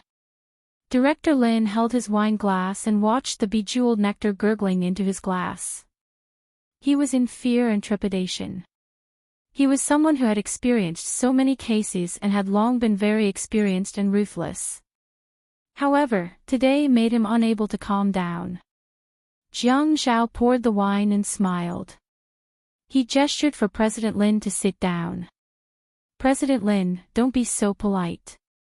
You are older than me, and you should pour me a glass of wine. But when you stand up, I don't know how to sit down. President Lin took a deep breath. He could feel that the person in front of him had a strong aura, but he could not feel any pressure from his face. Mayor Jiang, you are too polite. I dare not accept your offer to pour me a glass of wine. Jiang Zhao sat down and said casually, what's there to be proud of? We're just having a simple meal today. There's nothing serious to talk about. It's not like we're superior or subordinate. There's only the 2 of us here. Do you still have to show off your selflessness in court? How can President Lin stand Jiang Zhao's words? A deputy market manager acting like this in front of the president of the court. If it were anyone else, their heart would be beating fast. President Lin did not dare to show his panic. He sighed. Actually, sometimes, how can we not want to be biased? But the position is there, and we cannot be biased. It is natural to be impartial. Jiang Zhao held a small and exquisite glass cup. He raised it and clinked it with Director Lin's cup. He downed it in one gulp, looking very heroic. Director Lin hurriedly downed it in one gulp, not daring to fall behind. Jiang Zhao comforted him. Yes, I know. Your court also has its own difficulties. This work is also very tiring. Just like what you said at the beginning, everything should be judged reasonably. However, there are some things that are reasonable but not reasonable, and reasonable but not reasonable. How can everyone be satisfied with the result? That's why there is an out-of-court mediation. Who doesn't want to have a peaceful life, right? Jiang Zhao paused for a while and looked at President Lin. The court also does not want to deal with these family matters every day. After all, every family has their own difficulties. President Lin was suddenly enlightened. He finally understood. He was almost 40 years old in the bureaucracy. How could he be so ignorant? Today's meal was clearly a reminder from Jiang Zhao. He couldn't protect Zhou Yan. Not only couldn't he protect her, but he also had to side with the Yun family. So he agreed. Who said no? If the family can handle it, why should we take it to court? Jiang Zhao felt that it was about time. Everyone was smart. How to deal with this matter should be known by President Lin. He began to talk about the recent situation and did not mention anything about the court. Lu Qing drove Jiang Zhao back to the north of the city. It was still early. They did not eat for long. When they got home, he turned on the lights and changed his shoes. Standing at the door, he looked around. It was still so clean. He liked the house to be clean and tidy. He felt that he could lie down anywhere. Lying on the sofa, he closed his mouth and took a deep breath through his nose. His nostrils were empty. There was nothing but the smell of the house. He sat up in annoyance and rudely tore off his tie. He shouted, "Yun Yi! Get up and get me some water. Didn't the wretched girl say that she would not go to work until next week? She slept so early. She did not even get him a glass of water when he came back." Seeing that there was no sound in the house, he shook off the alcohol in his head, stood up, and walked to the master bedroom. He twisted the lock and pushed hard. The door bounced off the magnet on the wall with a dong sound. The bed was very clean. There was no trace of the wretched girl. He searched several rooms. Finally, he walked to the shoe cabinet and opened the cabinet door. He was sure that she was not there. Yi Er had just finished making her brother Si Jia's bed.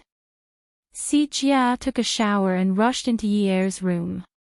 He jumped onto the bed and pretended to be asleep. Yi Er heard the noise and ran over to pull Si Jia's blanket. "Get up. Go back to your room and sleep." "No. I want to sleep here. The bed here is comfortable. Why should all the good places belong to you?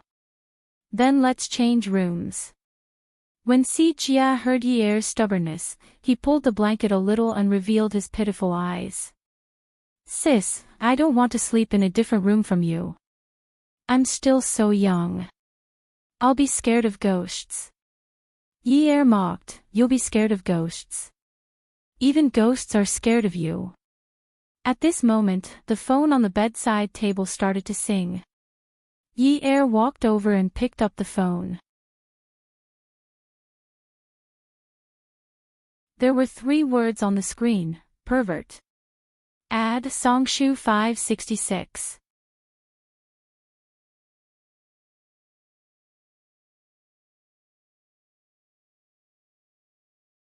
Chapter 470. She took the phone and walked back to Si Jia's room. She closed the door and said, "Hello. Where did you go?" "I'm at home." The busy tone on the other end of the phone made Yi Er feel like she had met a lunatic. Yi Er returned to her room and looked at Si Jia, who was still lying on her bed and refusing to get up. Originally, Si Jia had his own room in the Yun family. However, after the Yun family incident, Si Jia always had dreams at night and would occasionally sob, even though he looked like a strong adult. Yi Er was afraid that something would happen to her brother, so she always brought him to sleep with her.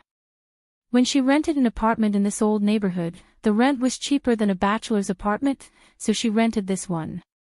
Her brother slept with her, and the other room was basically used to store miscellaneous items. A few days ago, she accidentally saw an article on the internet about the problem of children sleeping independently. The more she read, the more she felt that there was a problem with her taking care of her brother like this. Si Jia was almost 10 years old, and he couldn't go on like this. After all, she still wanted boys to be more masculine and not stick to women all the time. "Yun Si Jia. Get the hell up. I can't roll up. I can only roll from the left to the right."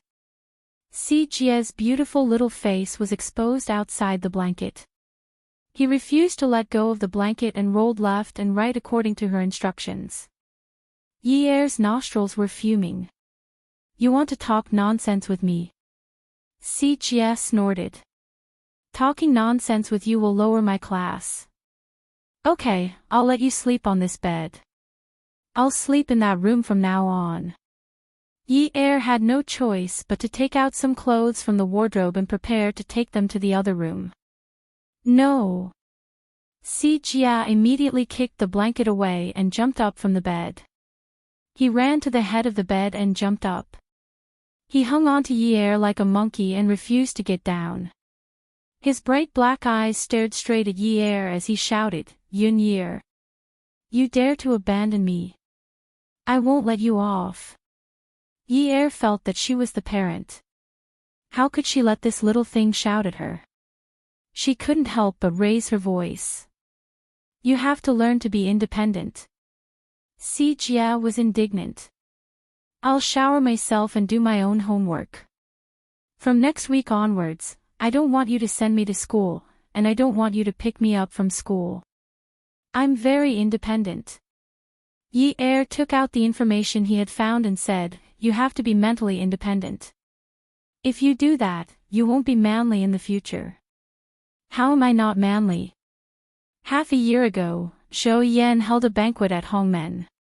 You were so angry that you foolishly paid for the meal. If it weren't for my quick wits, you would have fed Zhou Yan that pile of money. The last time Zhou Yan came over, didn't I hit them with a stool?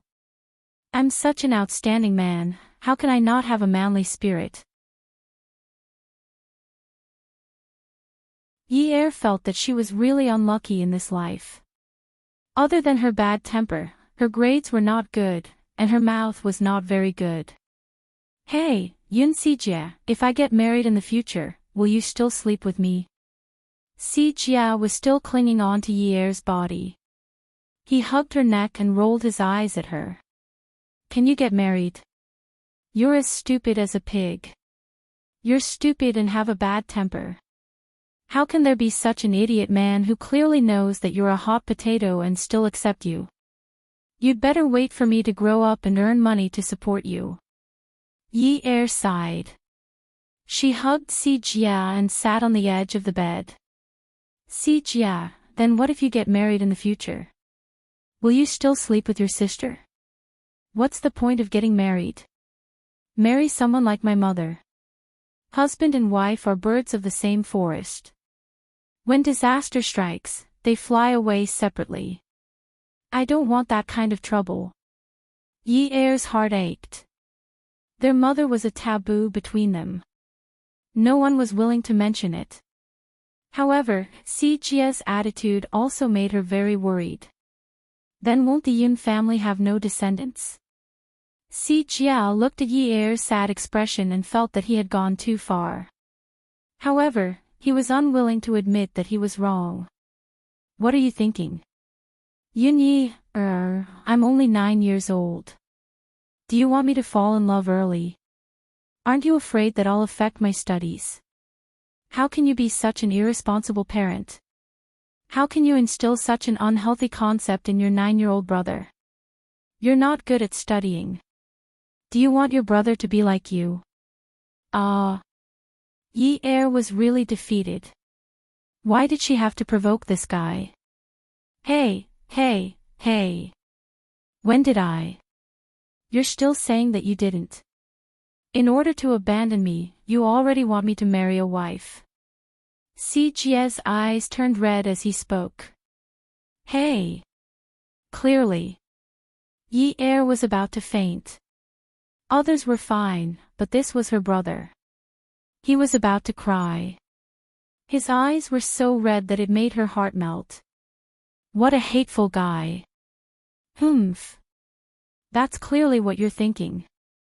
Si Jia harumphed, feeling wronged and fierce. Yun Si Jia. You've got guts. Go to sleep. Yi Er angrily pressed Si Lu down on the bed and pulled the quilt over him, covering him completely. If she could use violence against him, she would definitely give him a good beating. She was his guardian, but this guy was violating her right to be his guardian. She still needs to compensate him. Si Jia's mobile phone rang again, and Yi Er slapped the blanket covering Si Jia's butt. Behave yourself. Si Jia huffed and puffed as he turned around, revealing a triumphant smile. Yi Er saw it was a call from Jiang Zhao. She could only go to Si Jia's room to answer the call. Hello, Mayor Jiang. Jiang Zhao paused for a while. What are you doing? He had hung up on her, and she did not even call him to ask what was going on. Was this the attitude of someone who was asking for help? Could it be that she knew he had helped her settle this matter and was fearless? Oh, it's time to sleep. Mayor Jiang, you should rest early too. Yi felt she must be respectful to this man. She could not afford to offend him. Her brother's matter was not settled yet. Jiang Zhao was furious when he heard Yi's tone. You messed up my house, and I can't even find my things. Yi felt she was wronged. What things? I didn't touch them. That's right. I had asked you not to touch my things. But my things are in a mess now. Don't you know you need to wash the blanket after sleeping on it? Have you washed it? Come down now. Come down. You are downstairs. 1.5 minutes. Yi gritted her teeth. This guy was indeed a pervert. When did she touch his things? He was the one who left them in a mess, and now he is blaming her. That blanket had just been washed. How can she wash it after sleeping on it? Why didn't he buy some disposable bedding? Anyway, he was rich. But you still have 1 minute and 20 seconds. If not, your brother's matter. Yi scolded in her heart. Damn Jiang Zhao, you bastard. But she still called out softly. Sir, please wait for a while. I will come down now. Yi did not even change out of her pajamas and slippers. She told Si Jia that she was going to buy a bag of chips and rushed downstairs. Jiang Zhao's private car was parked in an old building, and it did not match the place. This neighborhood was 80 years old, and most of the residents were retired. Even if there were young people who were working and renting a house, they would not be able to afford an Audi A8. Yi opened Jiang Zhao's car door and sat in it. She was panting and mumbling. So bloody. 1 minute and 20 seconds. Jiang Zhao raised his wrist and looked at his watch. The corners of his mouth curled up into a carefree smile. It's pretty bloody. You came down in just 40 seconds. It seems like you're crazy about seeing me. As he spoke, he started the car. Yi scolded in her heart. She saw that Jiang Zhao's actions were not right. She immediately turned the car key in the opposite direction, and the car turned off. She asked anxiously. Hey, where are you taking me? Where are we going? Jiang Zhao frowned. Was this woman pretending to be an idiot in front of him? Where could he be taking her so late at night? Si Jia is still waiting for me at home. We agreed that we would go up after buying a bag of chips. Oh right, I really didn't touch anything in your house. I swear. If you can't stand the smell of other people's blankets, you can sleep in the guest room for 2 days. When Si Jia goes to school, I will wash it for you. Yi sat on the leather seat and looked at Jiang Zhao.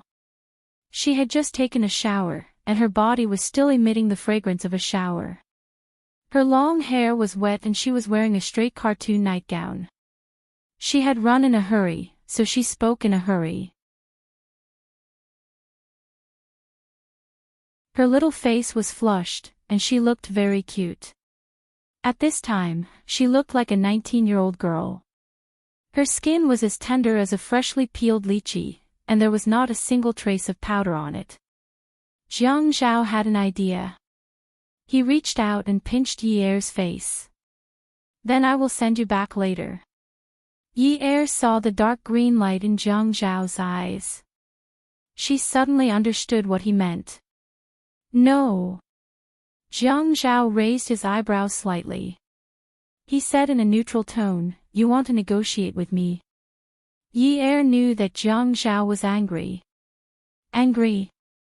This man was not someone she could offend.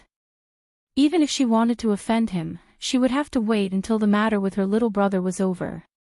Otherwise, she would have wasted the night she slept with him last night. As a result, a certain someone's spine softened and she leaned against Jiang Zhao.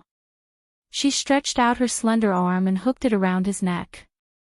Her chin rested on his shoulder, and her lips pressed against his ear. She said softly, My lord, my younger brother is only 9 years old. What if he sees that I haven't returned and runs around blindly?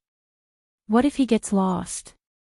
Jiang Zhao could feel the demonic aura that made him shudder. He leaned closer to the front passenger seat and pinched Yi Er's chin with his big hand. His fingers, which were slightly cold in the summer, rubbed Yi Er's soft lips. He said in a low voice, "Then go and tell him that a friend is looking for him. He has something to tell me." The kiss was more beautiful than she had imagined. It was also more terrifying than she had imagined. Her breathing was rapid, and her heart was beating wildly. The man's hug was unbearable and passionate. However, other than instinct, there was no other emotion. Yi Er allowed Jiang Zhao to kiss her for a long time before pushing him away. She begged, "Monday, okay? I'll go over to accompany you after work. My little brother is still young. He'll be scared if he doesn't see me. Other than this, I'll promise you anything." She did not dare to think that Jiang Zhao would agree. However, at this moment, Jiang Zhao unexpectedly let go of her. Jiang Zhao adjusted his breathing and took a golden card from the dashboard. He held it between two fingers and handed it to Yi Er. "Take this back." "Ha!" Jiang Zhao placed the card in Yi Er's palm. The righteous expression on his face disappeared. He leaned forward and bit Yi Er's ear. His slender fingers hooked open the round collar of Yi Er's pajamas, allowing some light to enter his lowered gaze. The man chuckled. "Don't you think your body is more valuable?" Attention Hongcha 866.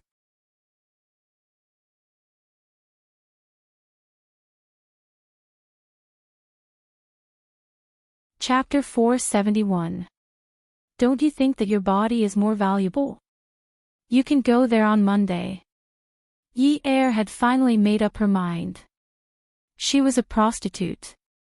She had wanted to sell herself to Min Zikai, but Min Zikai's mother appeared out of nowhere.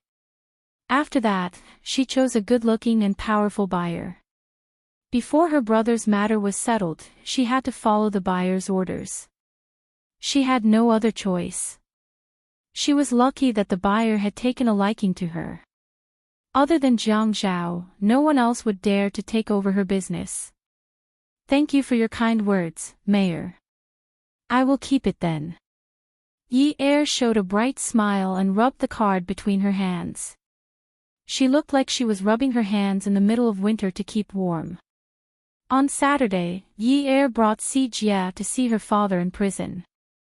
Both of them told each other that they were doing well and did not need to worry. After sending Si Jia to school on Monday, Yi Er went to Wudong Street. No matter how hot it was outside, this street was always cool. Those century-old Wudong trees had deep roots and could cover the sky. No matter how strong the sun was, it could still isolate the trees from this street. Therefore, those artists could use a comfortable posture to dip in ink and paint. Yi Er stood beside the boy and watched him earn money through art without saying a word. A sketch cost 30 renminbi, a coloring cost 30 renminbi and an oil painting cost 300 renminbi.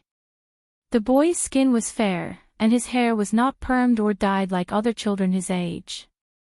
His hairstyle was simple and clean. His fringe was blown by the wind and covered half of his straight eyebrows. He was focused on painting and dipping the paint. He looked very beautiful. After the buyer left, Yi Er started to joke with the boy. "Hey, not bad.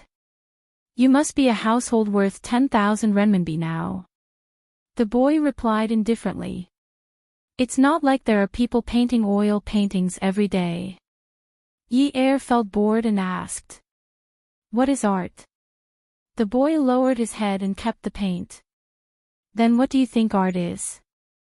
Yi Er looked at the glaring sunlight outside the tree. "I think beautiful things are art." The boy casually asked. "Like you?" Yi Er tilted his head and looked at the boy. "Am I beautiful?" The boy put down the paint in his hands and looked at Yi Er with a smile. That smile was as clean as the spring breeze that blew through the peach blossoms and white apricots, making one's heart flutter. Not beautiful. Yi couldn't help but feel disappointed. Yeah, I also feel that. I'm not beautiful.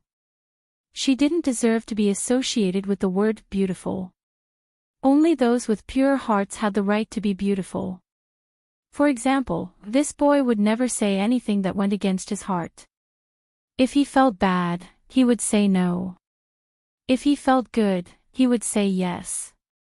He was beautiful and clean. He didn't need to look at anyone's face to live his life. He didn't need to rely on anyone. He was unrestrained. If nothing had happened to the Yun family, she would have been like this as well. Doing what she liked to do and learning what she was interested in, she suddenly felt that she was thinking too much. Shaking her head, she reached out and patted the boy's shoulder. Hey, do you know anyone on this street who is good at drawing human figures? The more reliable one, the kind that can make ugly things look beautiful. The smile on the boy's face suddenly disappeared. He looked at Yi with a startled expression and a hint of panic. Ah! Yi retreated to the foot of the wall by the street. The boy's bicycle was there. She lifted her butt and sat on the back seat. Swinging her legs, she looked into the boy's eyes and puffed up her cheeks. I'm almost 19 years old. I want to draw a more artistic human figure as a memento. It would be best if you could draw me prettier. The boy only felt that he was a little silly. He was scared silly by this girl in front of him. What did she say she wanted to do? Draw a human figure. Let someone draw a human figure for her. Doesn't your school often hire human figures? Isn't it art? The boy's head felt as if it had been hit by something. He could no longer distinguish what he was hearing. You want to be a human figure? Why are you so loud? Yi raised her hand to her lips and made a shushing motion. Be quiet. Otherwise, people will look over. The boy snorted and turned his head away from Yi. You actually want to be a human figure? Yi jumped down from the bicycle. What's wrong? Even if I want to be a human figure, isn't that also a sacrifice for art? Don't you artists also say that the human figure is the most beautiful art? Besides, she had never thought of being a human figure. She just wanted to leave a memento for herself. How did it get to the point where she wanted to be a human figure? Yi walked forward and happened to see stars when the boy suddenly turned his head and knocked it against her head. She held her forehead and complained, "What are you doing? You have such a bad temper. You really want to be a human figure? How can you be so depraved?" Yi rubbed her forehead and looked at the boy who was angry for no reason. Depraved? Then all the naked bodies that your school draws are depraved. That's different. How is it different? Aren't they all art? You don't look like art. You're not suitable. Yi saw that the boy was shouting at her with a red face. It turned out that such a good-tempered boy couldn't stand her vulgarity. She couldn't help but feel lonely inside. Am I that bad? If I'm not beautiful, then I can't even be drawn beautifully. The afternoon sun was scorching. It shone through the floor-to-ceiling windows of the five-star hotel and lingered there. The girl looked at the sunlight on the ground. Her eyelashes were curled up like little brushes with gold powder. Her long yellow hair was brushed to the left, revealing the perfect side of her face. Her arms were bent and propped up on the European-style sofa. Her fair and tender arms were in front of her chest, but they revealed a little of her alluring bosom. Her smooth back and waist were curved upwards. The curve was very seductive. Her perky buttocks were covered with a thin veil that made one's heart clench and want to tear it off. The room was so quiet that one could almost hear the sound of an hourglass. The boy stood 2 meters away from the sofa. In front of him was a drawing board. From time to time, he would look up at the model on the sofa. Then, he would start drawing. His movements were smooth, focused, and elegant. The girl on the paper not only had a beautiful face and a seductive figure, but her pair of feet that were kicking backward made her look playful and cute. Yi didn't feel the slightest pressure because her artist's eyes were too clean. You couldn't see anything other than paint in his eyes. She didn't expect that the boy would help her draw because she always felt that they weren't from the same world. She was dirty and filthy, but he was pure and flawless. If she let him draw her, she was afraid that he would be dirty. But she was afraid that she would become dirtier and dirtier in the future. Before she was completely dirty, she wanted to leave something for herself to remember. Who wouldn't want to keep something that was still considered beautiful? Time didn't stop ticking, but what was done would come to an end. Yi put on her clothes and looked at the drawing that was still clipped to the drawing board. She reached out to touch it. The boy grabbed her hand and flung it away. You haven't done anything yet. What are you touching? Ah. Then what should I do? How can I take it away? The boy didn't look at the drawing or Yi. He put away the paintbrush and paint and put them into a tool bag. Take it away. You can take it when it's dry and I'll frame it. Okay then. I'll go to Wudong Street to look for you in a few days. The boy kept his head down and busied himself with his work. Okay. You can go first. I'll wait for this drawing to dry before I leave. Otherwise, it'll be a waste of time. Then I'll have to trouble you. Yi felt a little guilty. She felt that she had taken advantage of the boy because she had known him for a long time. When I get the drawing, I'll return the hard-earned money for the hotel room. No need. I'll put it in the drawing. Why aren't you leaving? Okay. When the boy heard the door close, he raised his head and looked at the tightly shut door. Suddenly, he slumped to the ground and laid down on the thick and soft carpet. His dark eyelashes drooped over his eyes, blocking all the emotions in his eyes as he breathed heavily. He covered his chest with his hand and frowned. His heart was thumping non-stop. The frantic rhythm of his heart was unfamiliar to him. It was as if the sound in his ears was coming from someone else's chest. City Government Office Building. In the Deputy Mayor's office, Secretary Lu Qing was reviewing Jiang Zhao's schedule. When he heard someone knocking on the door, he wanted to go and take a look. But this person seemed to be very influential. He directly locked the door and entered the office. When he saw Qin Fian, Lu Qing smiled helplessly. Nice to meet you, Chairman Qin. Qin Fian and Lu Qing were quite close. How many times have I told you? Don't call me Chairman Qin. Call me Fian, Young Master Yan, Chairman Qin, or even Boss Qin. Don't call me Chairman Qin. Lu Qing shrugged his shoulders. It's all the same. After that, he went to pour a cup of tea for Qin Fian and left the office. Qin Fian took off his suit and turned to hang it on the coat rack. He had an innocent smile on his face. Brother, look at what Lu Qing said. How can it be the same? I'm so single-minded. I'm not a romantic. Ha! Jiang Zhao couldn't help but stop writing. He looked at Qin Fian and placed his elbows on the desk. Fian, when are you going to bring your lover to me? Qin Fian walked to Jiang Zhao's desk and sat down. After all, my sacred love is still not mainstream. For the sake of my future, I think it's better to have an underground relationship. Jiang Zhao stood up, bent over and slapped Qin Fian's butt. I think it's better to put my butt on the chair in front of you. Qin Fian stood up, turned around and sat on the chair. He sighed. You only know how to bully the good people. Really, Jiang Zhao couldn't be bothered with him. He continued to flip through the files seriously. What are you doing here? Brother, what are you arguing about with Yichen? It's nothing. Qin Fian was a sly fox. When he heard Zhuang Yichen nodding but didn't hear the end of it, he felt uncomfortable. Hence, he started to talk nonsense.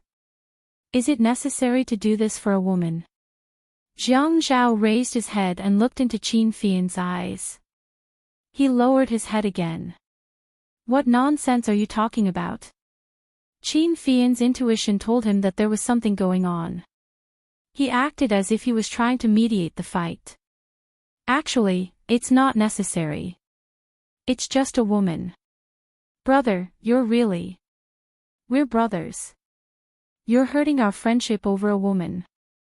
Attention Hongcha 866. You're tuning into the LoveLore Library YouTube channel. We're so grateful for your support, and don't forget to subscribe to join us on this incredible journey through captivating stories.